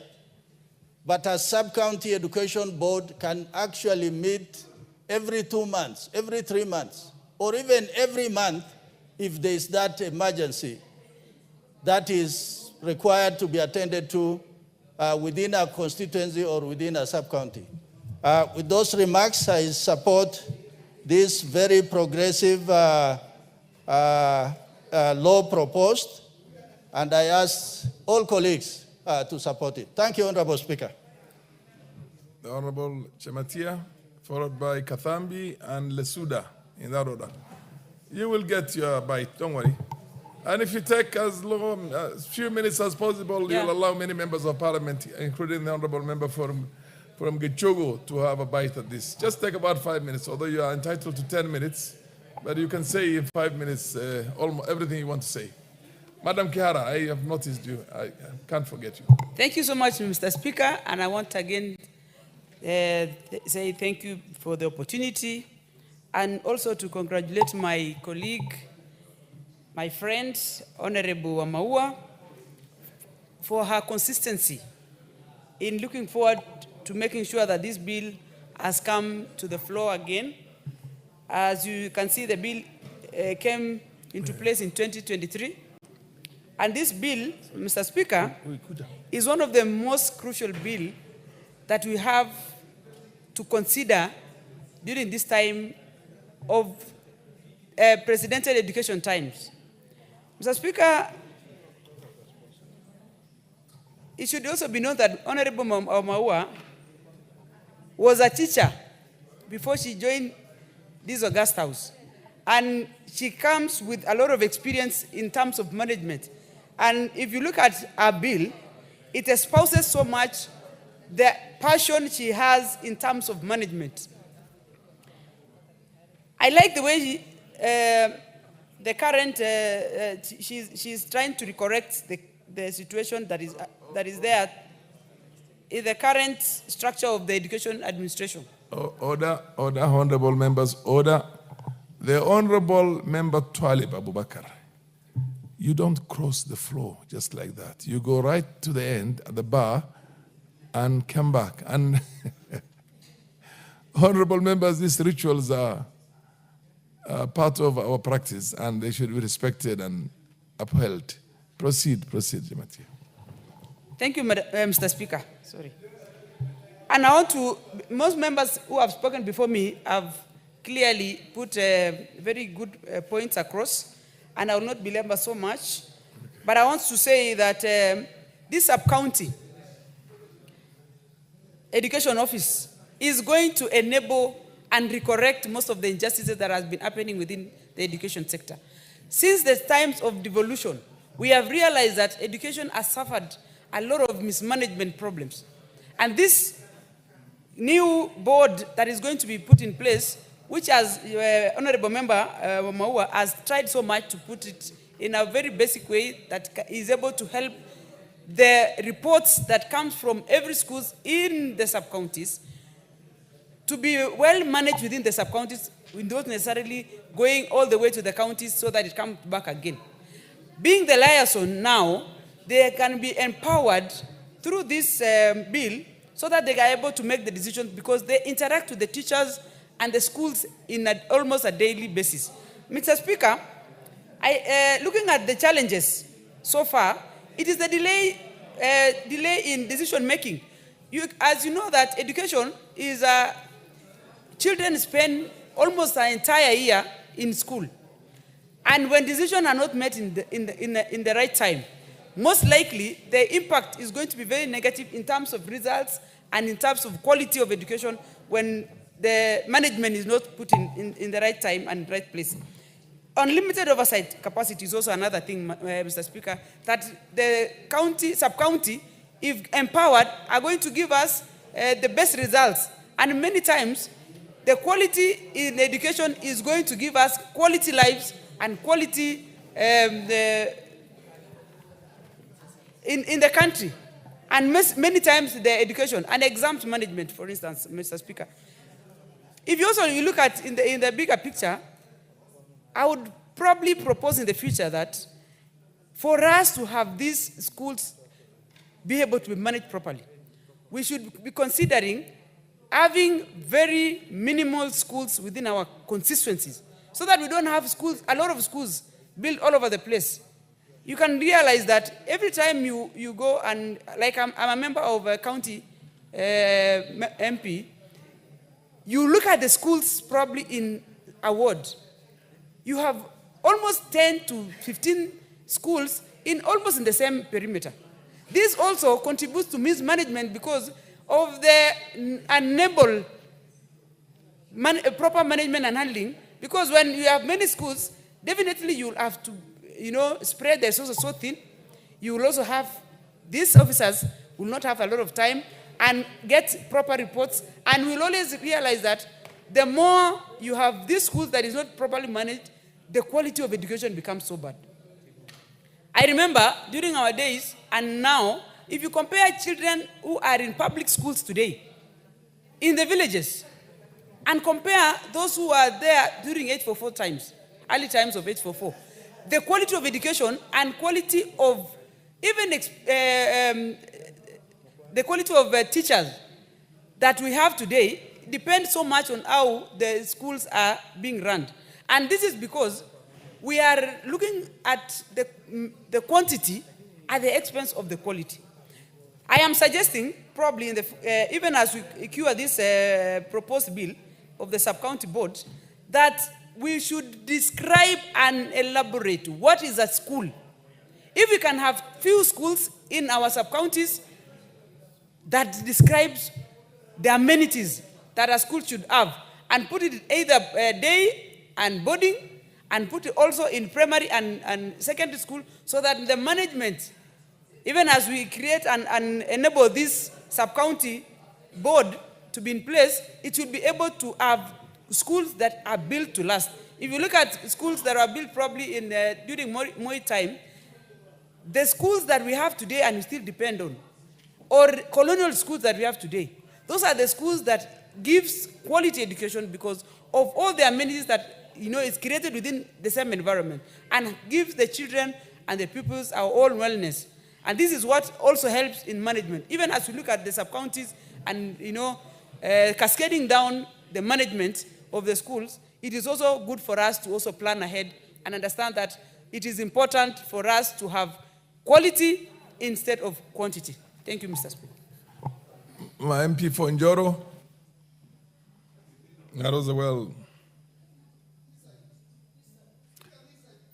Well, you will get a bite, don't worry, all of you. If you take about 5 minutes, you really allow so many members of parliament. Thank you, Mr. Speaker, sir, for granting this opportunity for me to do contribution in relation with the Basic Education Bill, which has been brought by Honorable Amaua. Mr. Speaker, sir, education is very important. And if some of us did not get education, we could not be where we are today. Therefore, we start by applauding our colleague for having researched and found the challenges which we have really encountered. Myself, being a member of parliament in a single constituency, that is in Njoro in Nakuru County, we have had a lot of challenges.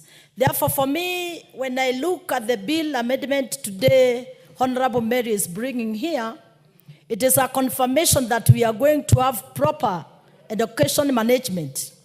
And Mr. Speaker, sir, allow me to say that the centralization of decision-making will really assist each one of us to improve education in our respective constituencies and also areas.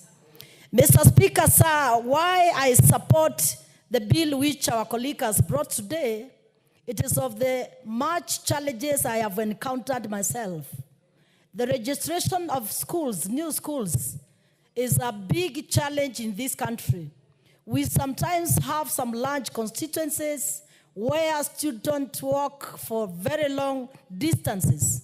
But when it comes to the registration of new schools, we have a lot of challenges. Therefore, the composition and the proposals of the team and the board members Honorable is proposing here, it will really enable the proposed board members to come up with the quick decisions, and also there will be locality and the grassroots solutions when it comes to the matters of registration of schools. But allow me also to support that when I was looking at what is being proposed as the sub-county board, I felt this board must ensure, because most of the times we are also getting some boards which are not properly constituted. Therefore, we would like the people living with disability and also assurance that also gender issue, like women, will be considered. And Mr. Speaker, sir, I want also to say why I'm supporting this. It is because if the challenges we have encountered by most of the decisions made in county level, this time there will be also ease of conflict management locally and at grassroots, where we sometimes get a lot of challenges which really take a lot of time to be resolved. Also, Mr. Speaker, sir, this is going to enable the student and the teachers to be heard and to be supported at local level. Therefore, it will be ensuring that there's great support on the processes and also the structures on the ground, which also affect our schools. And also allow me to say that why I'm supporting this issue, it is because most of the times also, we have had a lot of challenges when it comes to the distribution of resources. Therefore, with the composition of this locality at sub-county level, this will enable the committee, the board members, to sit and make decisions of the kind of money which the government gives, and also to some extent, the money which we also get like from donors and also grant from different people of goodwill. I think the composition of this will really enable improved and also fairness of the resources. And also, Mr. Speaker, with the composition of the local and the sub-county offices, it will really assist us also for the team to do a quick and also quick movement, so that when there is also a matter of confirming where constituencies or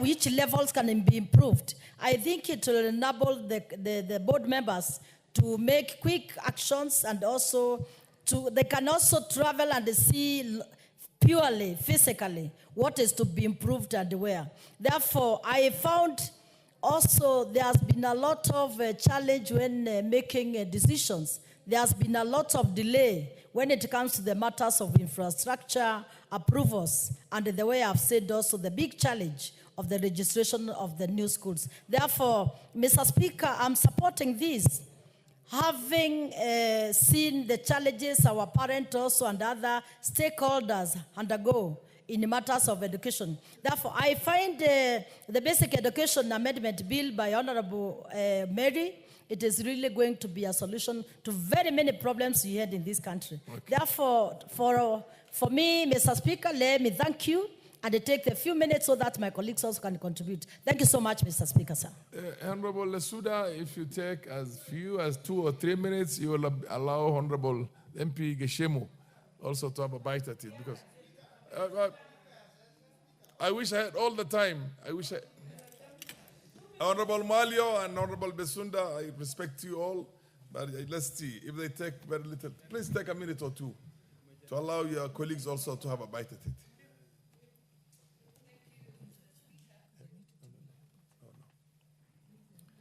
Thank you, Mr. Speaker. Actually, I'll ask that I be timed so that in 2 minutes I will allow, I will conclude and then allow my colleagues to also have an opportunity. Let me take this opportunity to congratulate Honorable Wamaua for being very consistent on matters education in this House. Consistently, when there's any debate or when there's any issue to do with education, she has been very consistent and passionate about it, and you can even see it through the thought process that she put into this amendment bill. So she's not just a fierce politician, but she's also concerned with matters education of our country. I don't want to belabor the importance of devolving matters education to the sub-county level. I'm sure at the county level, even those who have been doing this work will admit that it is definitely overwhelming. We know some of our counties are very vast, even for just the county team to look at the entire county and the issues that are that the issues that affect the various counties. But once it is devolved to the sub-county level, Mr. Speaker, it will definitely increase efficiency, effectiveness, and even timeliness in terms of dealing with the issues that arise and not wait until the county team sit down. I have had a number of my colleagues talk about issues to do with gender, the issues to do with disabilities, marginalized groups, but I have seen Honorable Wamaua in the bill has captured this. She has talked about not more than 2/3 of the members of the same gender, equal opportunities for persons with disability, and even marginalized groups. And so all this has been captured in the bill, and I must commend her, and I do hope that this House then passes this bill and ensure that its implementation is done. Lastly, on the issue of Member of Parliament, maybe you can think about it and maybe have the chairman of NGCDF in the counties sit in that committee so that the Member of Parliament can do the oversight, but because the chairman knows the issues in the sub-county or in the constituency, he or she is the one who can sit in that committee. Thank you, Mr. Speaker. Honorable Gishimo, if you take a minute, then while you can have also a minute. Proceed. Proceed, Gishimo. Thank you, Honorable Speaker. I also rise to support this bill by Honorable Mary Wamaua, member for Maragua. And without repeating what my colleagues have said, but I just want to point out a few issues that need to be addressed in this bill that in consultation with the Honorable Wamaua, I'll seek we amend clause 18A E, where we are leaving room for other functions which have not been outlined in the bill. So it's a bit risky. We can only leave any further legislation to regulation, or we have a bill that is also conclusive on the functions of the board. Honorable Speaker, I also see that the Parent Act had an intention of actually establishing a sub-county board, because if you look at the existing section Honorable Gishimo, you appreciate if you just take less than a minute now, because then there's a report also, very important report to be tabled. I will stop you, then you'll have 1 minute more. Honorable Deputy Speaker, can you proceed and table, and then I'll come back to you. Thank you, Honorable Speaker. I beg to lay the following paper on the table of the House today, Wednesday, 5th March 2023. The report of the Liaison Committee on its consideration of the 2025 Medium-Term Debt Management Strategy. Thank you. You realize finance bills take precedence over any other business. Yeah, proceed. Proceed and give the notice of motion. Okay. Honorable Speaker, I beg to give the notice of the following motion: that this House adopts the report of the Liaison Committee on its consideration of the 2025 Medium-Term Debt Management Strategy laid on the table of this House on Wednesday, 5th March 2025. And pursuant to the provisions of Section 15(4) of the Public Finance Management Act 2012 and Standing Order 232A, 7 and 8, A, approves the 2025 Medium-Term Debt Management Strategy, and B, makes the policy and the financial resolutions contained in this report. I thank you, Honorable Speaker. Thank you. Proceed, Honorable Gishimo. You have a minute more. Honorable Bensouda, I will also give you a moment. Thank you, Honorable Speaker. Basically, this bill seeks to bring services closer to wananchi, or to the people. And yes, what's the point of order? The point of order is that you guys have refused to see me. No. Order, Honorable Jenkihara. Order, Honorable Jenkihara. You didn't have a card, and I got that information very late. And I'm looking at the list here. Nonetheless, you are a senior member, and I have a lot of respect for you. You will have a moment. Just be patient. Be patient. be patient for a minute. You will have a moment to also take a bite. Proceed. Take just 1 minute, Honorable Gishimo, please. And then. Yes, I don't know whether my time is still ticking, but I appreciate that this is a very important bill, and that is why most of the members really want to contribute to it. And I believe they will still get a chance because the mover will have to contribute on another. But I generally support. Yeah. It's a very, very, very important. But I will consult with the Honorable Maua, even on the composition of the board. I think it exceeds what has already been mentioned so that we can fine-tune it so that it can be in good, and the numbers can match. The numbers are not matching. And also, I would also suggest that the representation of a member of parliament to be sitting in the board, to be briefing the member of parliament, like the chairman of the NGCDF committee, because for members, we do not manage. We can only oversight. Thank you, Honorable Speaker. Honorable Kiara, take 2 minutes, and then Honorable Bensouda will have also take 2 minutes, please.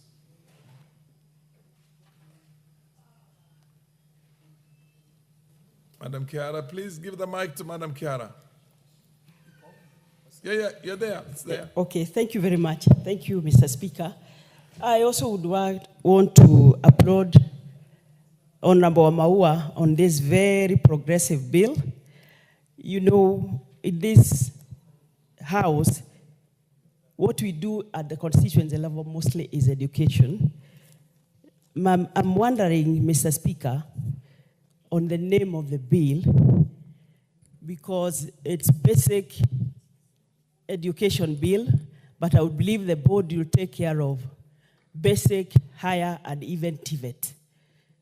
So I'm still thinking how it can be put so that it covers all. There's also 18G. 18G, she says that the committee, the board can co-opt. I was wondering who would pay for this. Otherwise, everything I think has been said. Equity of teachers. Mr. Speaker, registration of schools, and I'll give just one example. I sit down. There was a school that was,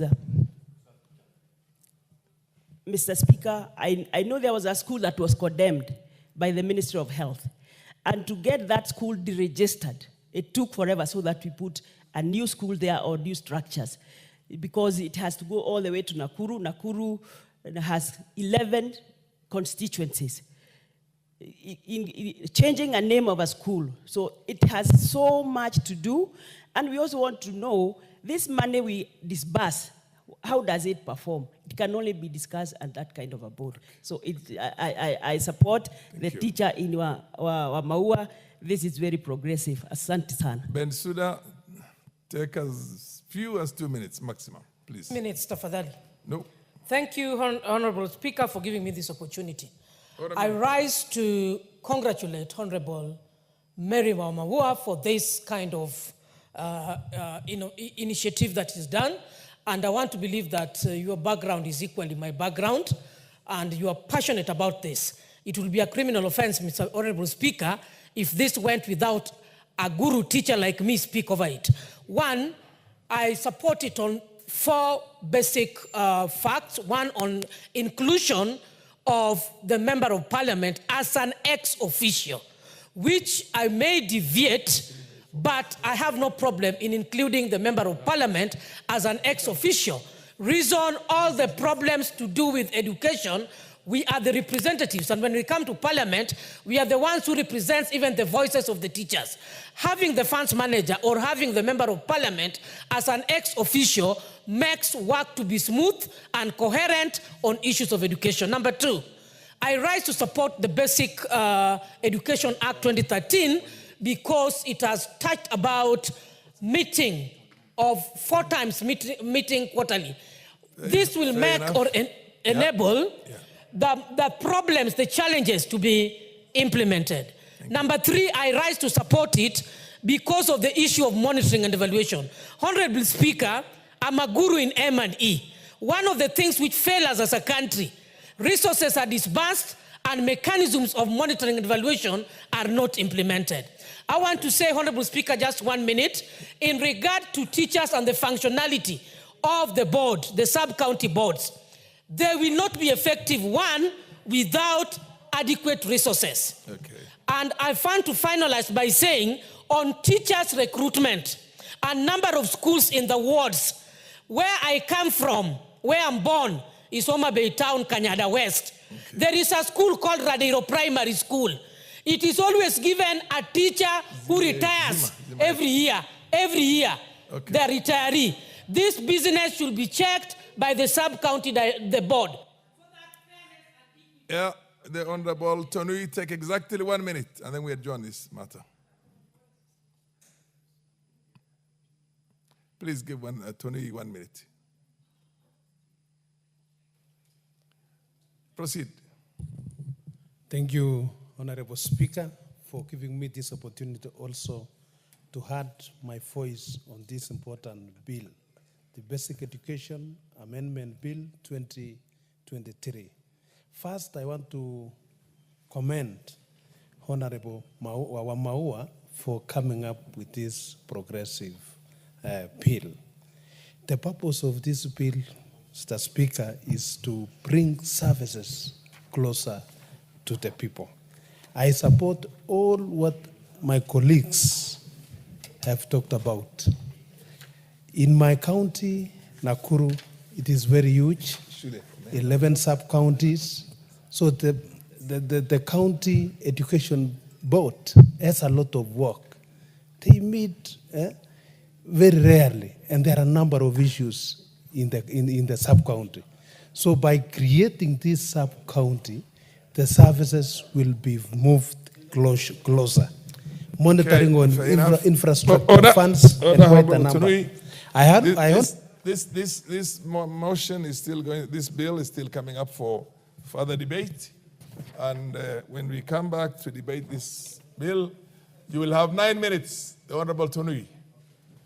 Honorable members, the time being 1:07 p.m., this House stands adjourned until today, Wednesday, the 5th of March, 2025 at 2:30 p.m.